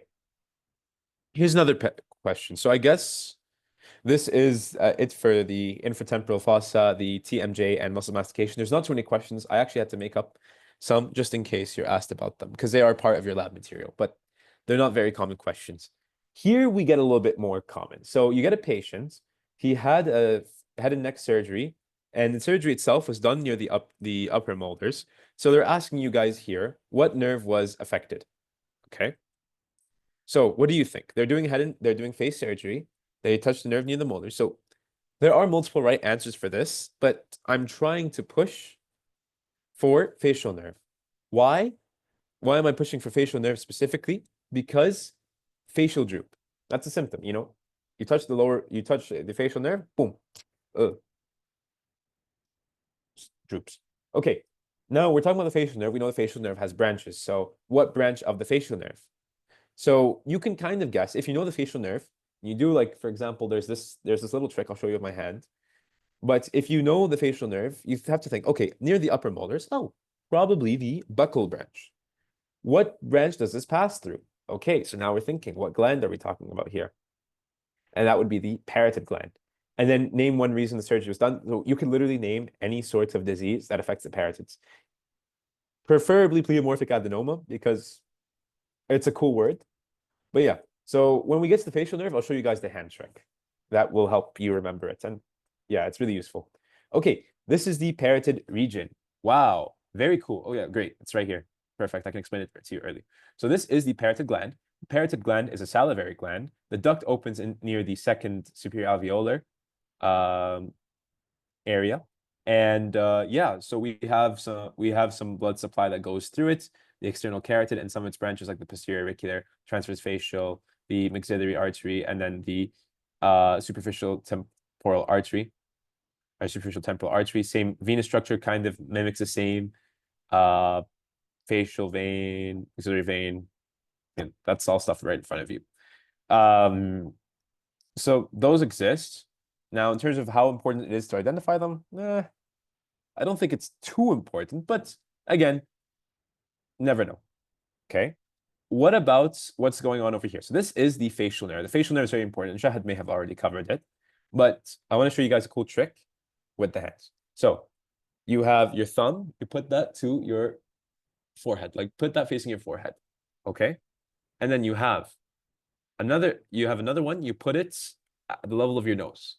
طيب. The third finger, you put it up on your upper lip, the fourth on your bottom lip, and the fifth to your chin, your neck. Okay. Now I know I look stupid doing this, but why did I do that? Okay. Well, first of all, there's always some sort of thing that you can put between two branches. So between branch 1 and 2, we have the eyes. Between branch 2 and 3, we have the nose. Between branch 3 and 4, we have the lips. Between branch 4 and 5, we have the upper lip, and between branch 4 and 5, we have the lower lip. Okay. So 4 spaces and then 5 branches, and then the branches kind of make sense. So branch 1 is called temporal. So temporal goes to the temporal. Simple. Branch 2 is called the zygomatic. So it goes along the zygomatic arch. So again, remember the zygomatic arch. 3 is the buccal. So right over here, the mouth, you know, sometimes it has reference to buccal. Buccal comes from the word bocca, and it's a Latin word for mouth. And then 4 is the mandibular. So this is a mandible, right? And then 5th is the cervical. So that's that over here. And then, you know, here, for example, you have the chorda tympani. This is for taste. You have the nerve to the stapedius. And this is all coming from the face. So this is just another thing that they're showing you. And then this is also something that they're showing you, the presynaptic parasympathetic fibers. So the autoganglion, lesbotrosal nerve, those are all presynaptic. And then postsynaptic would be the parotid auriculotemporal nerves. So CN, the third branch of the 5th nerve. Okay, so this is pretty much showing you everything. So you have the temporal nerve. So the white in this area is the nerve. So the one is the temporal nerve, so it's going to the temple. And between branch 1 and 2, we have the eyes. So 2 is representing the zygomatic because it's going along the zygomatic arch. Between 2 and 3, we have the nose. So 3 is the buccal because it's going towards the mouth. And then between 3 and 4, we have the mouth. So and 4 is called the mandibular, and 5 is going down. It's called the cervical. But sorry, 5 in this case is not nerve, my bad. It's the actual parotid gland. I cooked a little too hard, my bad. And they're showing you the exact same thing on a cadaver, right? Now, this is not clear whatsoever. So try just trace it, zoom in if you have to. But yeah. And here they're showing you arteries. So again, with the arteries, try to make some sort of sense of it, So if you look at 1, for example, 1 is going over here. This is the occipital. If you remember neuro, and you guys took neuro pretty recently, honestly, this is the occipital lobe. I'm pretty sure you also remember what the occipital lobe is. If an artery goes to the occipital lobe, subhanAllah, we call it the occipital artery. Like, with the vein, it's a little bit different because the vein is going over here. And if you remember your this is the post-auricular or posterior auricular region. So a vein that goes here would be the posterior auricular vein. And then here, this is the temporal lobe or the temporalis, a lot of words that say temple. So this is an artery and a vein, and they're called the superficial temporal artery and vein. And then 3, we have the transverse facial. So it's transversing and it's on the face. So face, simple. And then 4, we have the superior labial artery. So labia means lip. It comes from a Latin word, which means lip. So superior labial is going to the upper lip.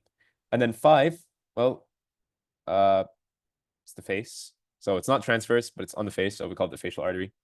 They cooked a little too hard with it. And then this is the external jugular vein over here. So the first question is, where does the parotid gland open? So if you remember, it opens next, somewhere in the face. Yeah, so it'll open at the second upper molar. So right around the teeth, okay? And the second question, now this isn't in your lab material. This is in your past questions, but what nerve supplies the overlying skin? Now, if you read through your OSCE file, you should probably know this. And that would be the greater auricular nerve, okay? So let's think a little bit that just over here, it's not a facial nerve. Again, it's going to be a branch probably of the third branch of the 5th nerve, the trigeminal nerve, and it has sensory supply, so it would probably be here. So I think this question would be more appropriate if you were to look at these over here. So yeah, that might be useful because it doesn't cover whether it's sensory or not, but this should. So yeah, if it's auriculotemporal, ear, temple, whatever. Okay, that might help you with that question, but let's. Okay, so first question, the preganglionic parasympathetic to the parotid, which come from which one? Okay, now if we didn't look at a previous structure of the face, that's fine. To see where the ganglion is in gross, that's fine. Let's think logically. Where is the parotid? The nerve should be next to it. So is the parotid here? No. Is it here? No. The submandibular gland is over here. Is it here? No. It's over here. Somewhere right here, near your upper teeth, but it's in the back, right over here. Okay, so that's where your parotid gland is. So logically, the nerve supply should be there. Okay, so what is the name of the name of this A? What is this A called? Yeah, so this A is called the otic ganglion. And then the last thing is, okay, that's the preganglionic. What about the postganglionic or the postsynaptic, let's say? Where would that be? Yeah, so that would be the parotid branches of the auriculotemporal nerve. Now, if you're wondering, where am I cooking all this from? Right over here. Let's recap. This is presynaptic, preganglionic. So that would be the otic ganglion. That's the presynaptic or preganglionic parasympathetic fibers. The postganglionic or postsynaptic would be whatever's over here, and that would be the parotid branches of the auriculotemporal nerve, which is the branch of the third branch of the 5th nerve, so the mandibular branch of the trigeminal nerve. Okay, so that's it for the parotid. So they focus more on the parotid itself, and then a little bit about the facial nerves. So that stuff might be, might overlap, but let's go for it. Okay. Then we have another topic over here. So the question here is, name this triangle and its contents. So we're talking about this triangle over here. Okay, so this triangle over here, let's think first of all, is this an anterior or posterior triangle? So when you're approaching any sort of triangle questions, here's a simple approach that might help you. First of all, is it anterior, posterior? How do you know if it's anterior, posterior? You look for the sternocleidomastoid, which is this over here, this muscle. So if it's in front of the sternocleidomastoid, it's an anterior triangle. And if it's behind the sternocleidomastoid, it's posterior triangle. Okay, so this is an anterior triangle because it's in front. The second thing the second thing you need to see is what is it next to? For example, is it right at the face? Is it one of the triangles that's right above? So this is a triangle that's right above the sternocleidomastoid. It's one of its borders is the sternocleidomastoid. طيب. The third question is, now that it's next to the sternocleidomastoid, is it an upper triangle or a lower triangle? So this is basically, is this the carotid triangle or is this the muscular triangle? And this would be the carotid triangle. They call this a carotid triangle because it has the common carotid artery, the internal jugular vein, and the vagus nerve. So those are its contents. Cool. So how do we approach this? Now, this is an original drawing. I'm very proud of this, honestly, because I drew this from memory. And I remember when I went into my HNS exam, I started off with the paper that they give you. I drew this. Because I was like, I am going to have it right in front of me. If I'm confused about anything, I'm going to have it right in front of me. So yeah, this is it. So we have the mandible over here. We have the hyoid bone, sternum, the clavicles. Okay. And then this muscle over here, this is the sternocleidomastoid. So this is the muscle that determines whether your triangle is anterior or posterior. By the way, just for reference, your muscles don't actually look like strings. They're not this thin. This would be a very big problem. Okay. And then this is an imaginary midline. But this is the sternocleidomastoid, just to go back to it. This muscle is going to determine whether your triangle is anterior, like these four, or posterior, like these two. And then if it's posterior, and then we have this muscle over here. This muscle is called the omohyoid. The omohyoid has a superior belly and an inferior belly. And these also help to define borders. And then another one with two bellies is something called the digastric triangle. So it has the anterior belly and the posterior belly. Now, if you're wondering how is this anterior, how is this posterior, just think logically. So the anterior belly is going to be over here, posterior is going to be over here. So kind of goes back. And then you have other muscles. You have the stylohyoid, you have the traps over here. Yeah. Now that we've defined some borders, we also have to define which ones are the triangles. So this right here, by the way, I only have this just for convenience. This is all one triangle. So just to show you, this right here is all one triangle. I'm going to clear this later, but this is all one triangle. And this is small. So this is the submental triangle because so they call this area the mentum, like right here. So this is submental. You also have submental lymph nodes over here. So that's one thing. But let's try to make some sense of these triangles. Okay, so then you have this digastric triangle. The digastric triangle is also called the submandibular triangle because it's directly under the mandible. But they also call this the digastric triangle because it's between the two bellies of the digastric muscle, the anterior and posterior bellies. Okay. And then we have the carotid triangle. This is the triangle we had in the very first question. So what's up with the carotid triangle? Well, they call it the carotid triangle because it has the common carotid artery, among other things. And then over here, we have the muscular triangle. Okay, the muscular triangle has muscles and the thyroid gland, but that's not too important right now. Over here, we have the supraclavicular or subclavian triangle. So the subclavian, they call it this because it has subclavian artery, or they call it supraclavicular because it's above the clavicle. And then here you have the occipital. There's no real reason that they call it occipital. Just remember, it's the only one with a name that doesn't have the most logic to it.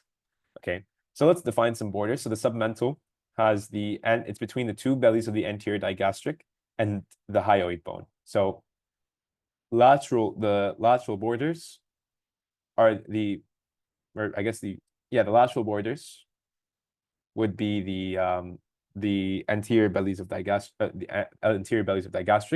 and the inferior border would be the hyoid muscle. For the digastric triangle, the medial border is the anterior belly, the lateral border is the posterior belly, the superior border is the mandible. And then we have the carotid triangle. So the carotid triangle is the inferolateral border would be the sternocleidomastoid. The inferior medial border would be the superior belly of omohyoid, and the superior border would be the stylohyoid. The muscular triangle, the medial border is the imaginary line, so the midline, right? Unlike this is a full triangle. This is not one big triangle. This is two triangles. So the medial border is the imaginary line, the midline. The inferior border the inferior lateral border would be the sternocleidomastoid, and the superior border or the superior lateral border would be the superior belly of omohyoid. And then we have the subclavian triangle over here. So the inferior border is the clavicle, the anteromedial border is sternocleidomastoid, the anterior lateral, the superior lateral, border would be the omohyoid. And then last but not least, we have the occipital triangle. So lateral border is the trap. The inferior border or inferior medial border would be this over here, which is the inferior belly of omohyoid. And the superior medial border would be the sternocleidomastoid. Now I spoke a lot. That's all written over here. Oh yeah, I said I have to clear that. So try make some sense of this. I always try to say, when you get anatomy, try make some sense of things. So submental has submental lymph nodes. That's it. And these lymph nodes are called the submental lymph nodes. Great. Submandibular has the submandibular gland, and it has the facial artery and vein. Great. Right over here. The carotid has the carotid, like we said, and it has 3 nerves. So it has the vagus nerve, sympathetic nerve, and hypoglossal nerve. Hypoglossal and vagus nerve are parasympathetic nerves. They're next to each other. If parasympathetic is somewhere, sympathetic should be similar. And then the muscular border has muscles, infrahyoid muscles. And then also has the thyroid and parathyroid glands. And then the occipital triangle has the accessory nerve and brachial plexus and lymph nodes. So it has the occipital lymph nodes, and it has 2 nerves, accessory nerves and brachial plexus. So I like to think of this triangle as having nerves that you can train at the gym. So the accessory nerve, you can train them when you're doing traps. And then the brachial plexus, you can train that when you're doing arms. Weird way of thinking about it, but it helps. And then the supraclavicular triangle. Supraclavicular triangle, or the subclavian triangle, has the subclavian artery and vein and lymph nodes. Cool. So yeah, this is basically it on a diagram. So again, when you're approaching a question, how should you do it? First, is it in front of or behind the sternocleidomastoid? If it's behind the sternocleidomastoid, you just see where it is. Is it subclavian or occipital? If it's in front of the sternocleidomastoid, is it close to the mandible, or is it bordered by the mandible to some extent, or is it bordered by the sternocleidomastoid? And then it's a matter of, okay, if it's bordered by the sternocleidomastoid, carotid or muscular, if it's close to the mandible, is the mandible one of its borders, or is it attached to the hyoid? Weird way, but it helps.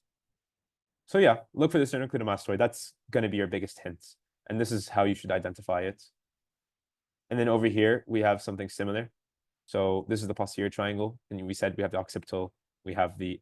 Okay, they have way too many names. Honestly, they should have spent more time naming the occipital triangle something else. Okay, so now we're going to approach this question over here. So they're asking you to name this triangle right here. Okay, I know the arrow is pointed here, but they really mean this over here. So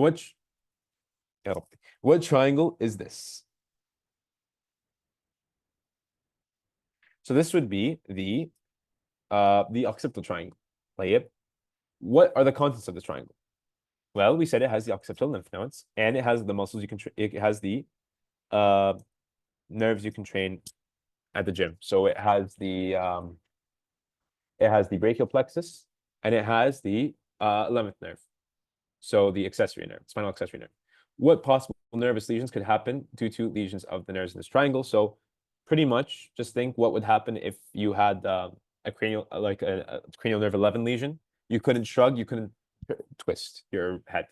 And then what about the brachial plexus? You could have herbs, clumpy, because remember, it's at the trunks.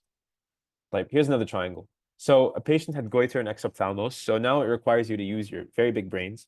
But if someone had goiter and exophthalmos, what would where would it be? So effectively, we're asking you what triangle is it? So let's keep this simple. This over here is just the entirety of the anterior triangle. We don't care. It's technically right, but we're not going to go into technicals. We want the definitive one. This is the submental, this is submandibular, this is the carotid, this is the muscular. So where someone with goiter and exophthalmos has a thyroid problem. So my question to you is, where's the thyroid gland? It's in the muscular triangle. Now, how could you think, okay, thyroid, parathyroid with muscles? Well, if you have lesions of them, they affect your muscles. I don't know, I'm trying to make it help it make sense to you, but really just memorize that. Okay, what are the borders of this triangle? Okay, so the inferior, so let's go logically. So the inferior lateral border would be the sternocleidomastoid over here. The medial border is the imaginary midline. The superior-lateral border would be the superior belly of omohyoid. That's it. Okay, so that's it for the part 3. And then sensory organs is also very easy. It's just going to be the ear and the eye.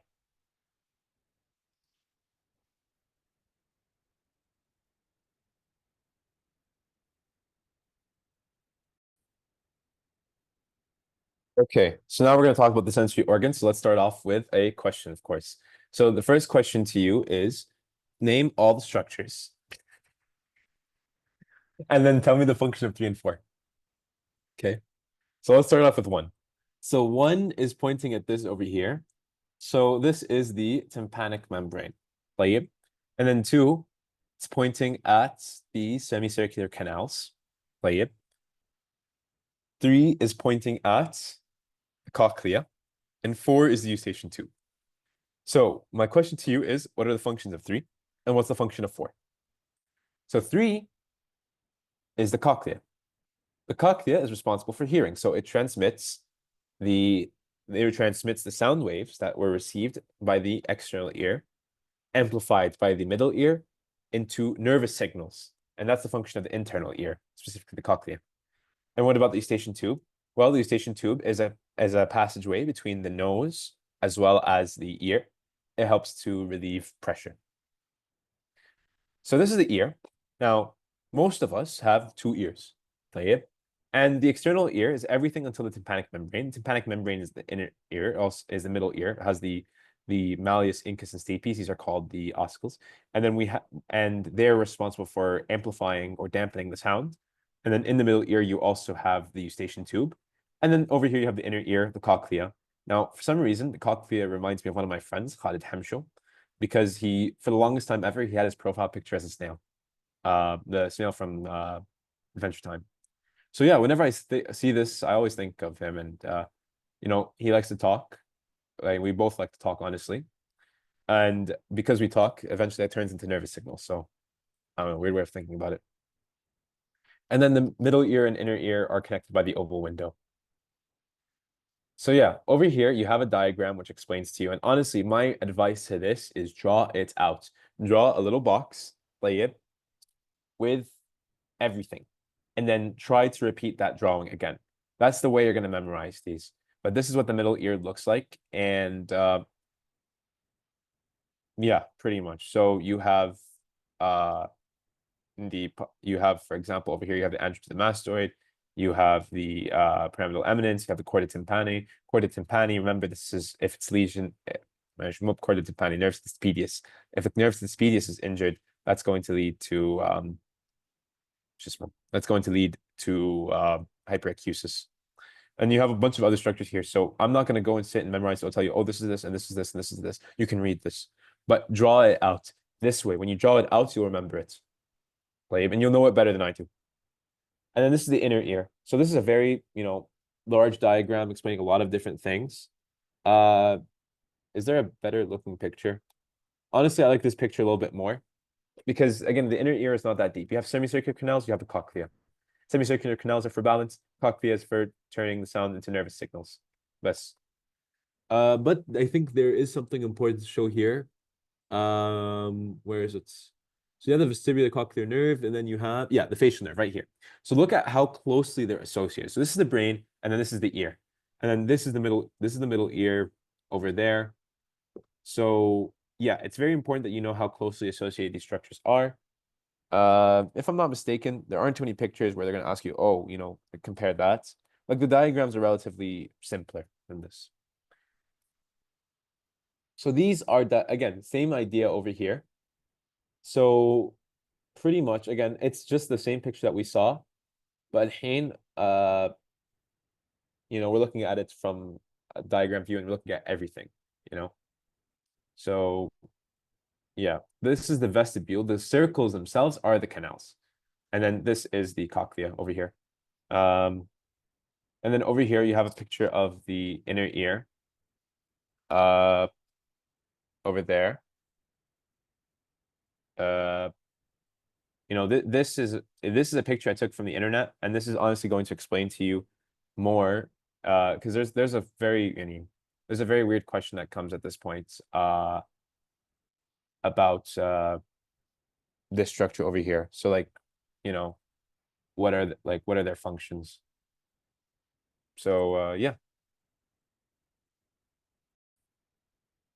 So yeah, these are a lot of images to try help you, but this is pretty important.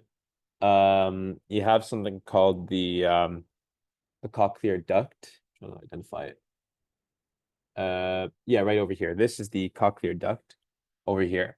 And then you have this structure over here. This is this is the basilar membrane over here.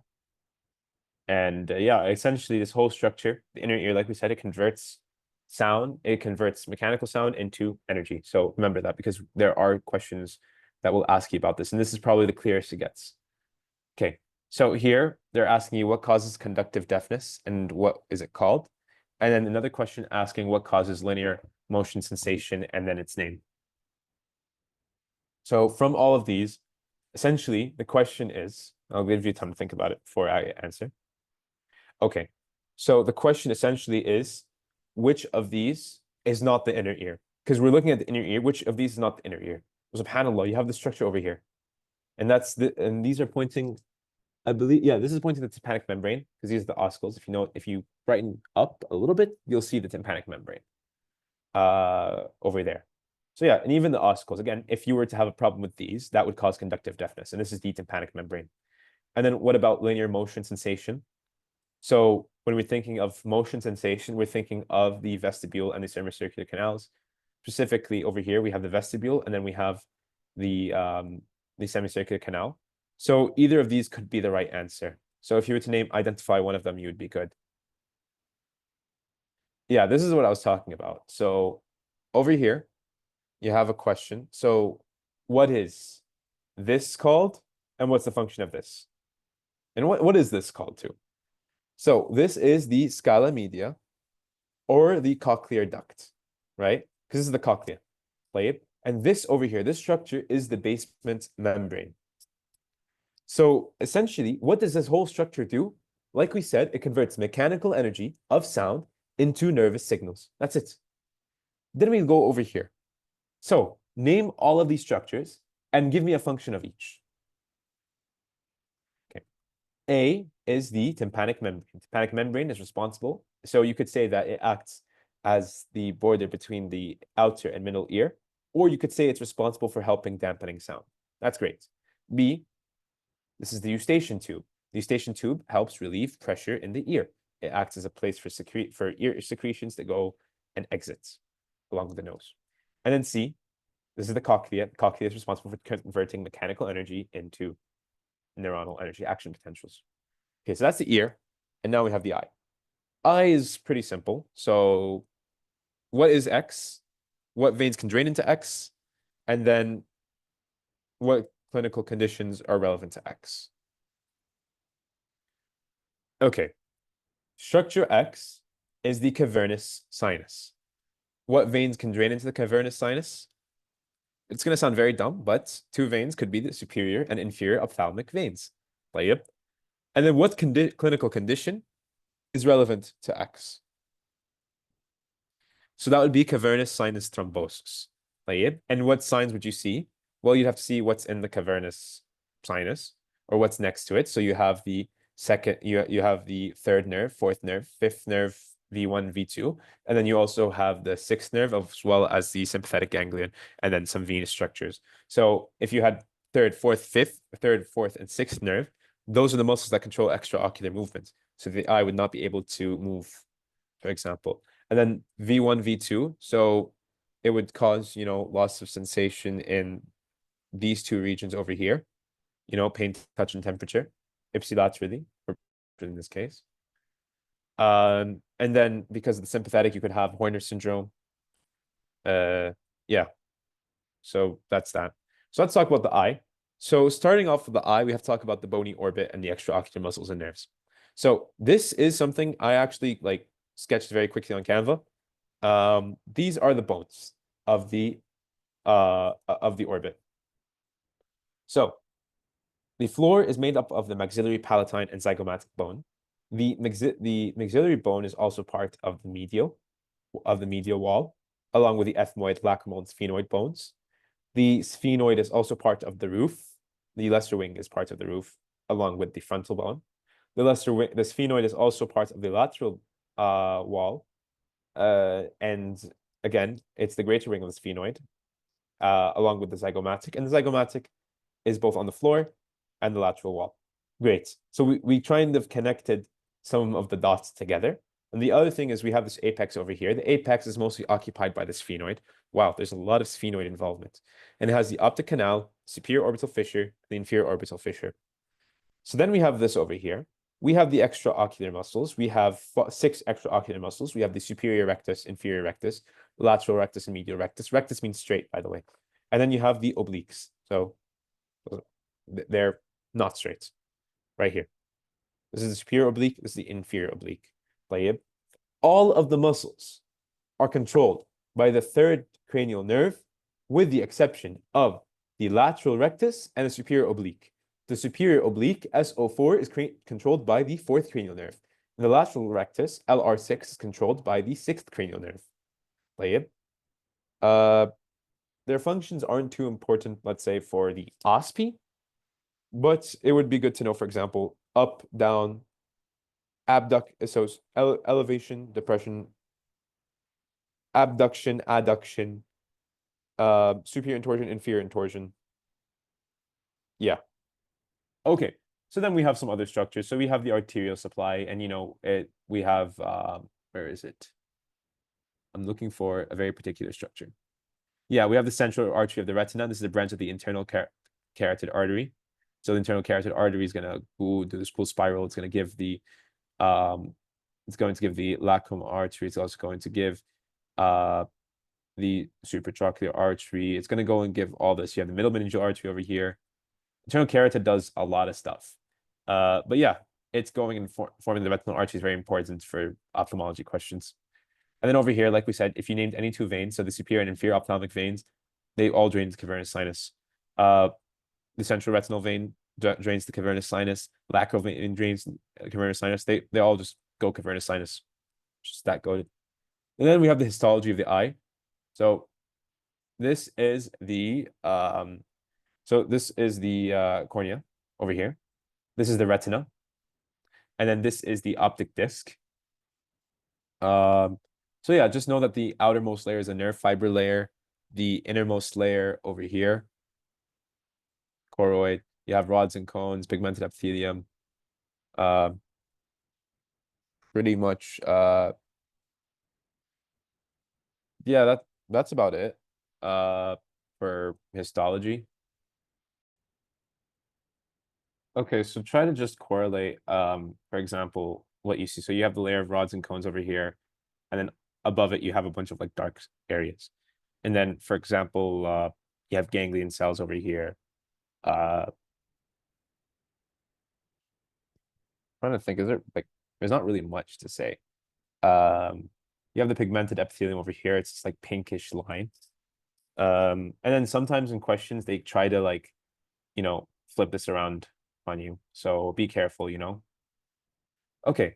Other eye stuff, you have the eyelids over here. Haven't seen too much asked about them, but just know that you do have eyelids. And you have the lacrimal apparatus over here. Okay, this picture's a little bit weird, but if you know this, you should be fine. So actually, let me fix the picture. Okay, no, you guys are worth like a full picture, don't worry. So yeah, over here you have the nasolacrimal duct, and then you have the lacrimal gland over here. So this is where they are. And then these 2 little points are called puncta. So you can have punctal stenosis, and some conditions they exist. Okay, now let's get to the questions, and then we'll be done with me. So first question, name all the layers. I doubt actually, no, they have asked this before. And it's very difficult to remember. There's not really a mnemonic I can give you guys. So just try repeat it to yourself over here. Repeat this to yourself. And this is the bottom, this is the top. So go this way. Okay. Or you know what? How about this? Yeah. So let's go to the next question. Which layer from the first diagram has ganglia to the optic nerve? So over here, if we were to, let's try using some of the stuff that we learned. This is the pigmented epithelium, right? So this is the choroid. So that means we have to go, so that means this first layer, for example, this right here are the rods and cones. This would be the outer nuclear layer. This is the inner nuclear layer.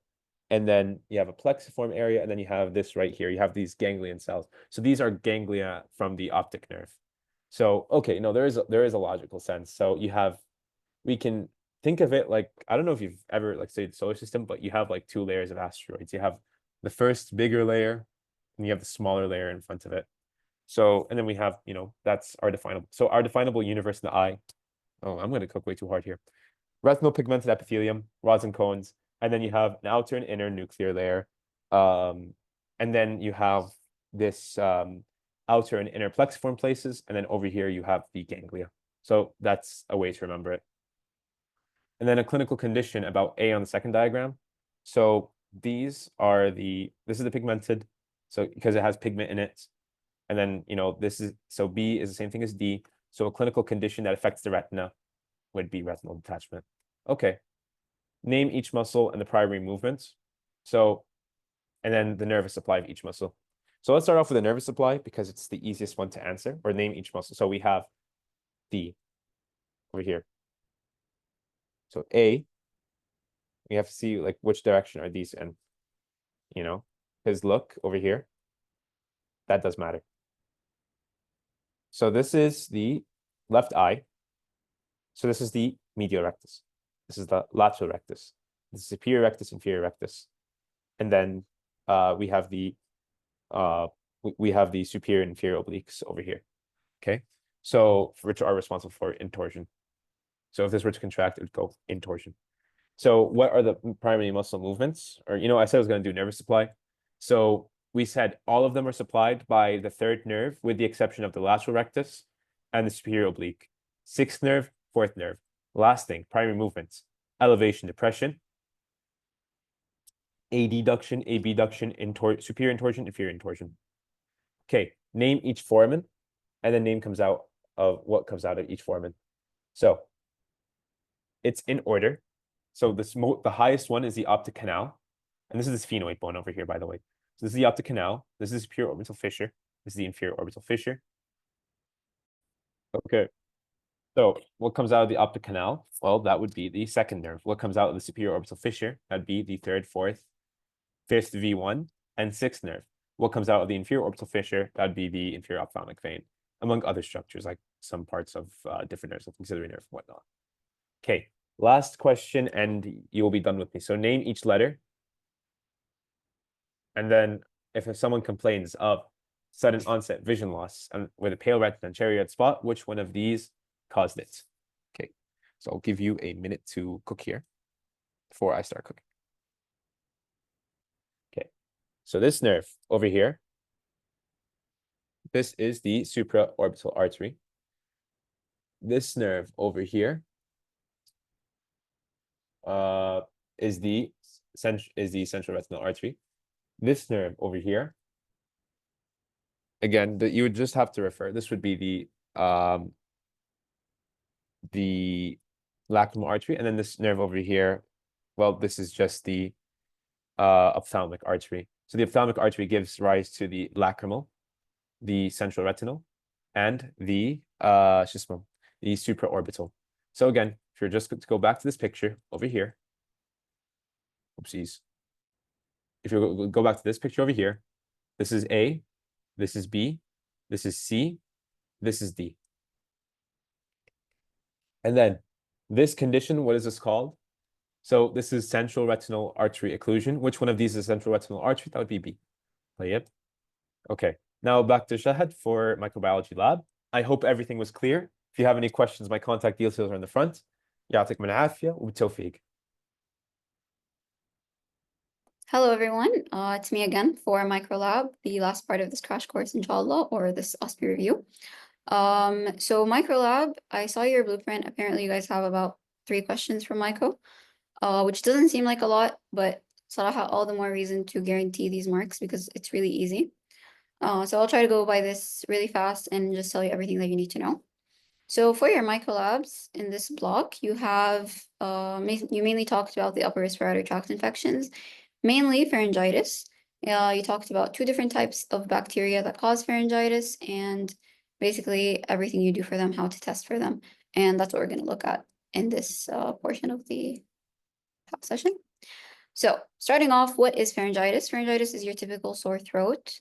It basically mainly presents in younger children, and it's very common in younger children, and it causes just painful swallowing, fever, your average sore throat symptoms, and swollen lymph nodes.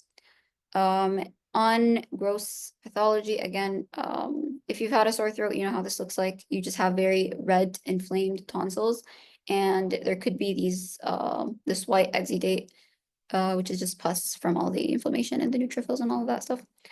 Now, for the etiologies, we have 2 main types of bacteria that can cause pharyngitis. For the bacterial etiologies, at least. There's a lot of others in your lecture, but this is what we're going to be talking about for the lab. So for the bacterial etiologies, you have, first of all, Streptococcus pyogenes, which is group A, beta hemolytic strep, and you have Corynebacterium diphtheria.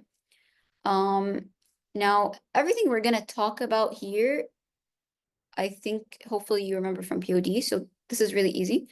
So the gram stain, obviously, of Strep pyogenes is it's gram positive, and it's cocci because obviously from the name, and in chains, again from the name, it's strep. Corynebacterium diphtheria is also gram positive, however, they are rods and they are club-shaped or Y-shaped. These are like key words to look out for in a question sum. Club-shaped is very characteristic for Corynebacterium diphtheria.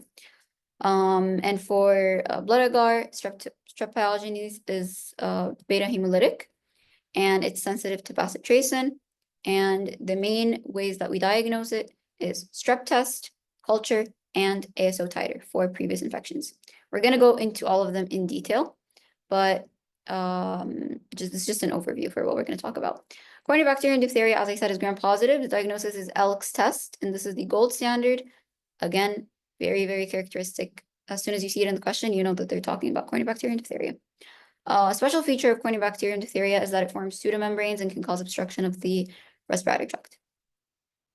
Now, if you are a sketchy person, I very much am. I just put these here for a quick reminder. So you have bacitracin, not bacitracin, sorry. The B for beta hemolytic. This basset hound is licking the pretzel, so it's bacitracin sensitive. And these donuts are for the ASO titer. For Elix, for Corynebacteria, I'm going to talk about it a lot later, so I'm going to leave this. But yeah. Now let's apply this. Now, okay, let's say that you get a 6-year-old child, or let's say 8-year-old.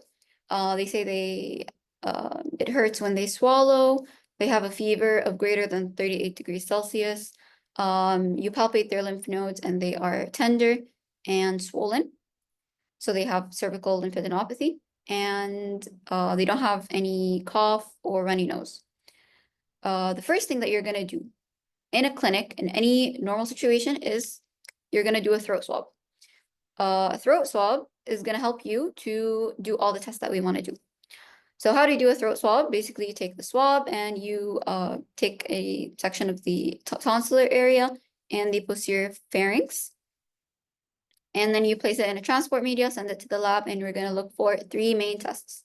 First one is the rapid antigen detection. This is the first line test. This is even done in real life. This is the first thing that they do because it gives you the quickest results. So you want to know like quickly what the patient has. However, it's not as accurate. It can give you false negatives. But still, you do it first. However, because of the risk of false negatives, you have to do a culture. Culture is always done, regardless of the rapid antigen test results. So you do a culture, and again, this is the most accurate. And then there's a gram stain. This is literally never done actually like in real life. You do it for educational purposes. So you have it in the lab, obviously, so you need to know it. But yeah, it's usually not done clinically, but we're going to see what these look like on gram stain. Now, This is the rapid strep test. This is how it looks. And the main principle of the rapid strep test is that it detects strep A antigens. So what are antigens? Whenever you have, obviously you know what an antigen is. I mean, whenever you have an infection, you have an antigen of that bacteria. And this is what your immune system recognizes and later forms antibodies against. So if you have an active infection, you have an antigen. You should have an antigen in your serum if you have an active infection. So this is what the rapid strep test is testing for. Now, how this looks is basically you have this little thing, and you have this is where you put your sample, the sample well. You're going to take a sample, you're going to put it here, and then you have two lines, the control line and the test line. The control line should always be visible. If it's not visible, then the test is invalid. The test line is showing you whether it's there is an infection, if there is an antigen, or if there is not, basically. So if it's visible, then that means it's positive. If it's not visible, then it's negative. We're going to look at the steps, just an overview. So how it's done is basically you get the serum. Let's say one is the serum, or not the serum, the swab from the patient that might have the antigens that you want to test for. And two is antibodies against strep, basically. And you mix them together, you leave it for a minute, and then you put the drops in this well thing that we saw here. We put 3 drops of the solution, and then we wait for a little bit, 5 to 10 minutes, and then we look at the results. These are the results. Again, this is the C and a T. C for the control. Control should always be positive. If it's not positive, the test is invalid. This is really important. And then you have the test strip. The test strip, any line that it shows is going to be positive. If it's negative, then you won't see anything. So this is a negative test. This is a positive test. These are both positive, and this is an invalid test because you don't see a control. The control is literally, it has to be there. Like, it's supposed to be what you're basing the test off of. You're comparing the test result to the control. So if the control is not even visible, then the test is invalid. So that's important to know. And then this is just from your lab committee. So again, these are positive. So you see any line, as I said, any line that you see is positive. So even though this is very faint, you still consider it a positive test. And this is like barely there. So this is a negative strep test. Now just a quick question, which of the following strep test is invalid? As we said, here we have a control. So it's not invalid, and no test. So this is a negative result. Here we have a control that's positive, so it's not invalid, and a positive test. So this is a positive. This is also positive, and control is also there, so it's not invalid. Here we do not have a control, so this is invalid. Regardless of what the test shows, if you don't have a C, if the C shows nothing, then this is invalid. Even though the test is positive, don't let this confuse you. As soon as they ask which one is invalid, just look for which one does not have a C. I think we got this I think this is from our OSPE, by the way. All the questions are from past, but I think this is from ours specifically, I'm not sure. Okay, now, as I said, rapid strep test is not 100% accurate, so you have to culture it still.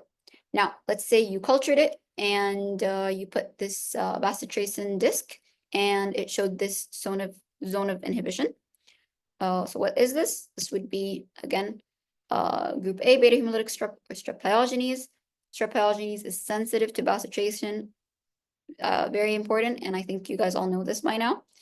And this is basically to differentiate it between the other strep, which is group B, beta hemolytic strep, which is Agalactia. This is resistant to bacitracin. So you have this antibiotic disc. Bacitracin is an antibiotic, basically, and you put it in this little disc, and you place this disc within the agar, and you see basically if the bacterial growth is going to be inhibited or not. So here it's not inhibited. There is no zone of inhibition surrounding the disc. So this is bacitracin resistant. So it doesn't get killed off by the bacteria. Whereas group A strep or strep pyogenes does, and this is why you see the zone of inhibition, because it's sensitive to bacitracin. Now let's do gram stain for funsies, because as I said, you don't really do it in the clinic, but you need to know how it looks. So we said that it's gram positive cocci in chains. gram-positive, so it's purple and it's in chains. Nothing much to it, but Siani, please recognize the pictures because you could get them in your OSPE. Now, just a quick question. What is antibiotic called? We know this is bacitracin, and describe the mechanism of this test. It's used to differentiate between group A and group B. If there's a zone of inhibition, that is sensitive. If there is no, then it's resistant. We know this. Okay, now let's say the patient has a past infection. A past infection meaning, okay, either the patient got the infection and is healed, like cured from it, it's gone, or it's just very late into the disease course. So obviously from basic immunology, you know that if you get an infection, your immune system will eventually form antibodies against that antigen of the bacteria or whatever it was. So what you want to do is you want to do an ASO titer for past infections. Remember this. ASO titer is not for current infections. It's for past infections. So how do you do this ASO titer? The main premises of ASO titer is to look for antibodies in the patient's serum. So you want to see if has this patient formed antibodies against strep or not. If they haven't, then we can assume that they have not been previously infected with strep. If they do, we can say, okay, they've previously been infected. So this is the whole point of the anti-streptolysin O. How do they do this is by, they look for something called agglutination or clumping. Between what? Basically between the antibodies that may or may not be in the patient's serum and an antigen of group A strep that they have. Like they have an antigen and they basically mix it with the patient's serum and they want to see if they're going to mix. Because obviously, you know, antigens and antibodies mix. So this is what happens. They look for that agglutination or clumping. So this is how it looks. So first thing that they do, yeah, they take a sample of the patient's serum and they mix it with a latex reagent that is coated with streptolysin O antigens. And they leave it for some time and they observe any clumping. So this is how a positive test result looks. You can see that they all like clumped here in the middle. This is positive agglutination. This is negative agglutination. Nothing happened to them. Literally, they're just together. There was no clumping that happened. So this is a negative agglutination. Now, a positive agglutination is just tells you that the ASO level is greater than or equal to 200. It doesn't tell you exactly how much. It just tells you that it's greater than 200. And if they ask you in the exam, I read that the OSPE questions aren't going to be MCQs, they're going to be SAQs. So be careful if they ask you to write the result of the test, don't write positive or negative, write above 200, below 200, like that. So a positive agglutination test is above 200.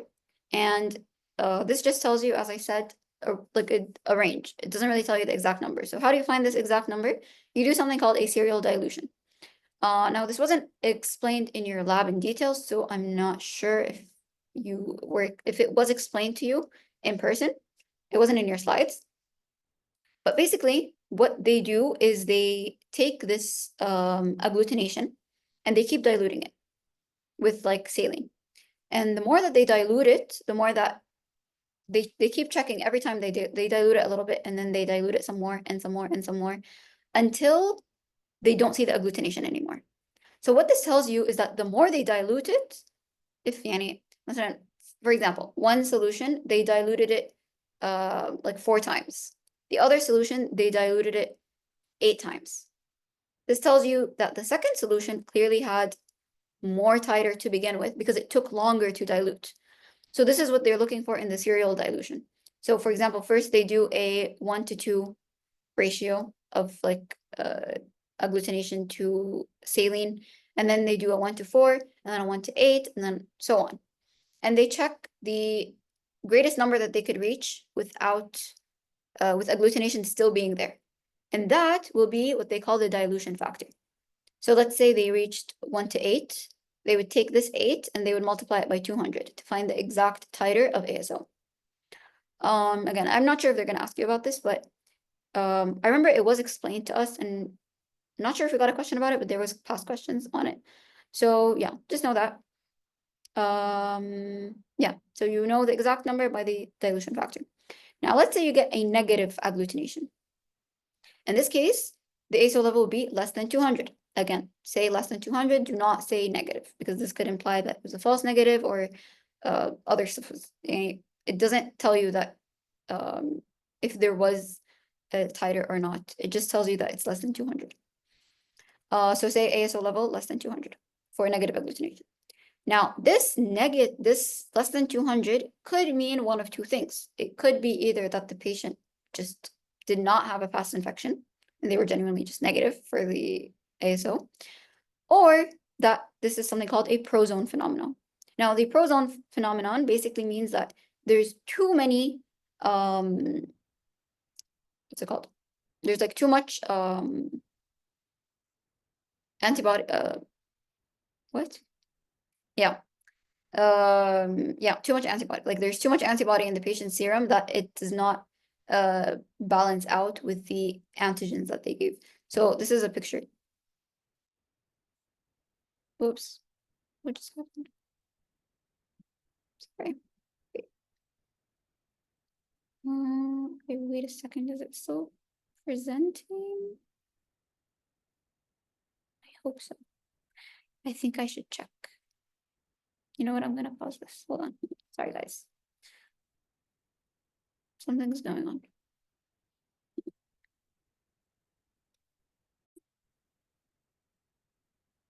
Okay. Sorry about that, guys. I just didn't want anything to happen, so I had to make sure that it was still sharing my screen. Okay, hide. Okay, so yeah, as I was saying, prozone phenomenon, basically, yeah, if there's too much antibodies. So this is how it would look like if there is too much antibodies. So these are the antibodies, these are the antigens, and basically they're not able to clump. Like this is how it should look like when they're properly agglutinating or clumping. They form these little like thingies and they're clumping basically. However, if there's too much of one of them, then they're not going to clump. So how do you fix this? By diluting it, basically doing the serial dilution that we talked about, because it makes sense. We basically want to balance them out so that they could start to agglutinate. So you do serial dilution to confirm. If after serial dilution, you start to observe agglutination, then that means that was a prozone phenomenon. If you still don't see any agglutination, that means that it was just a negative infection. There was no previous infection. Hope that makes sense. Here, what did I want to say here?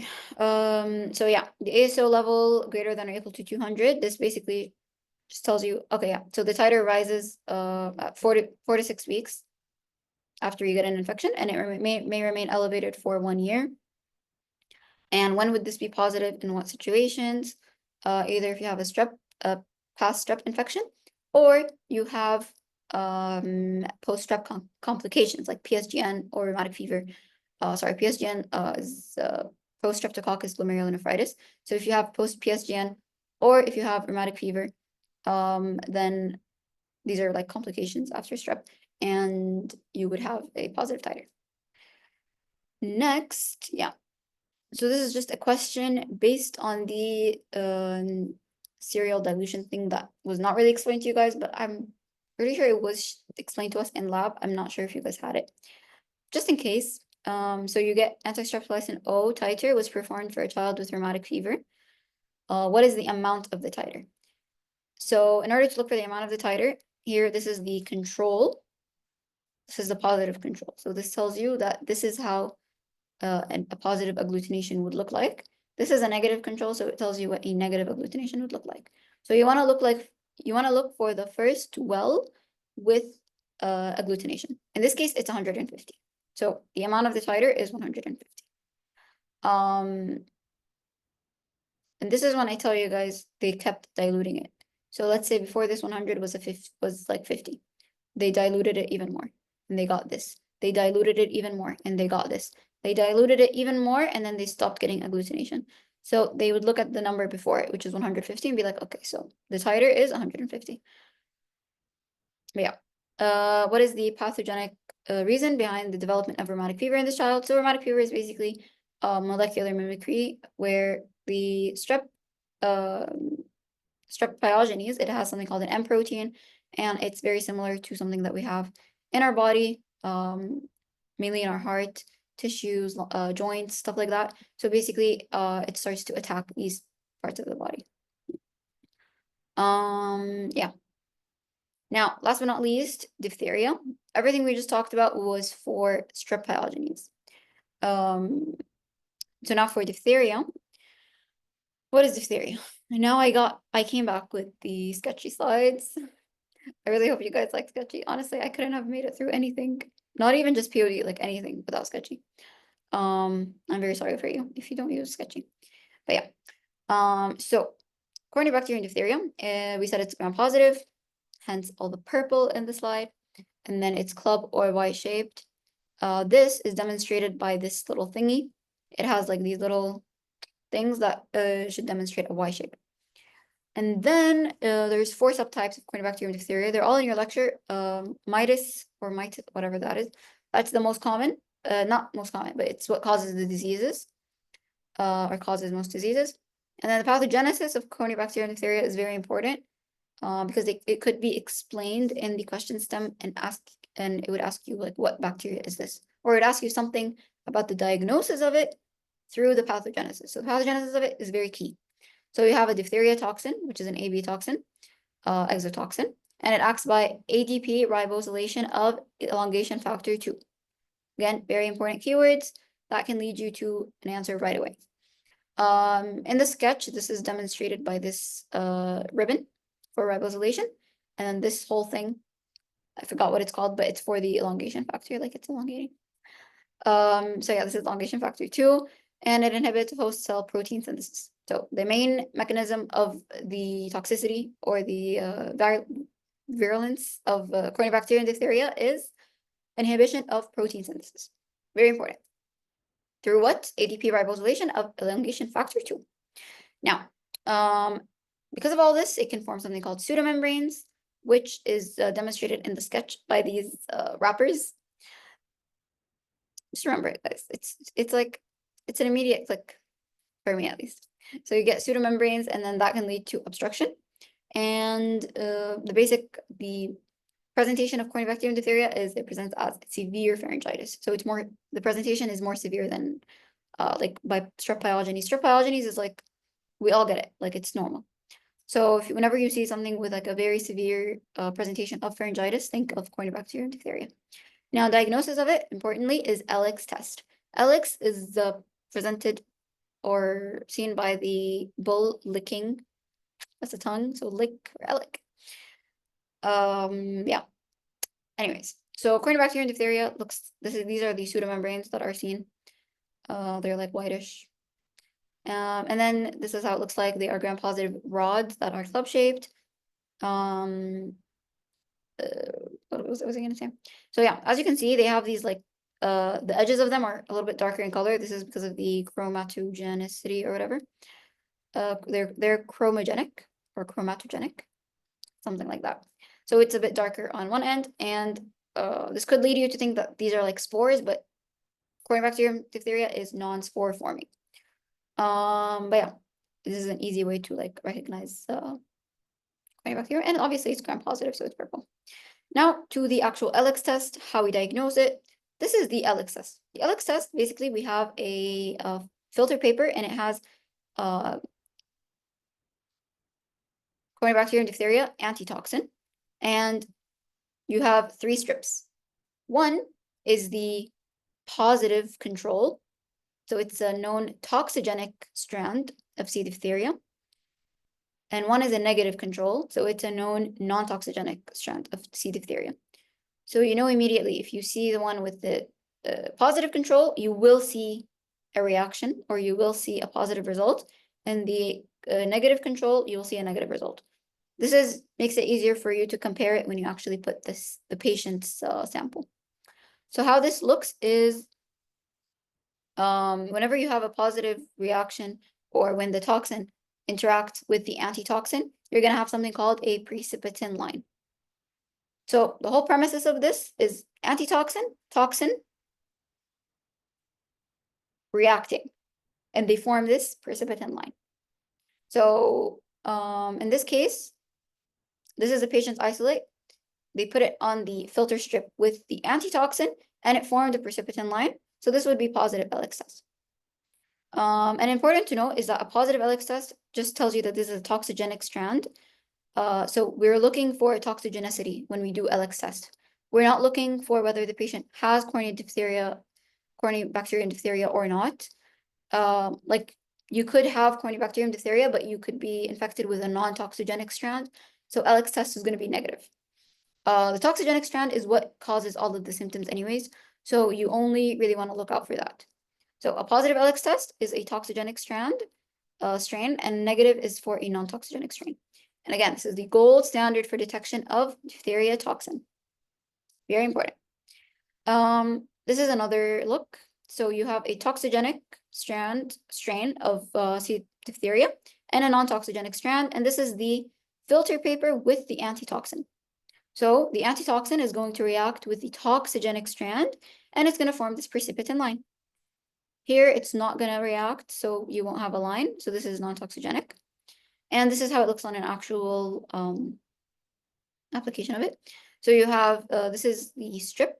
This is the antitoxin strip. And then here you have the positive control. It's reacting with the antitoxin and has the precipitin line. This is the negative control. And as you can see, there's no precipitin line.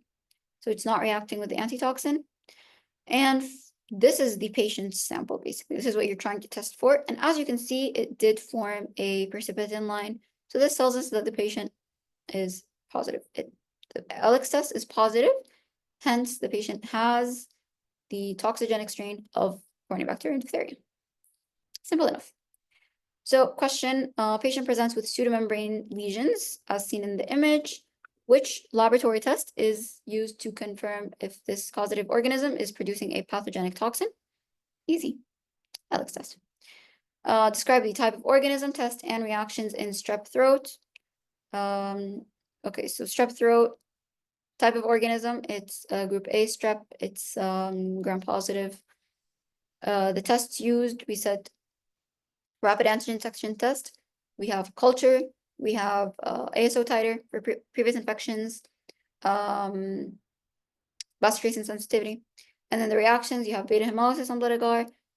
It shows bacitracin sensitivity and elevated ASO titers. Now, just a quick recap of strep. We said first thing that you do is rapid antigen strep test. Even though it is not always accurate, you have to do it first because it shows the fastest results. Regardless of the results, you do a culture.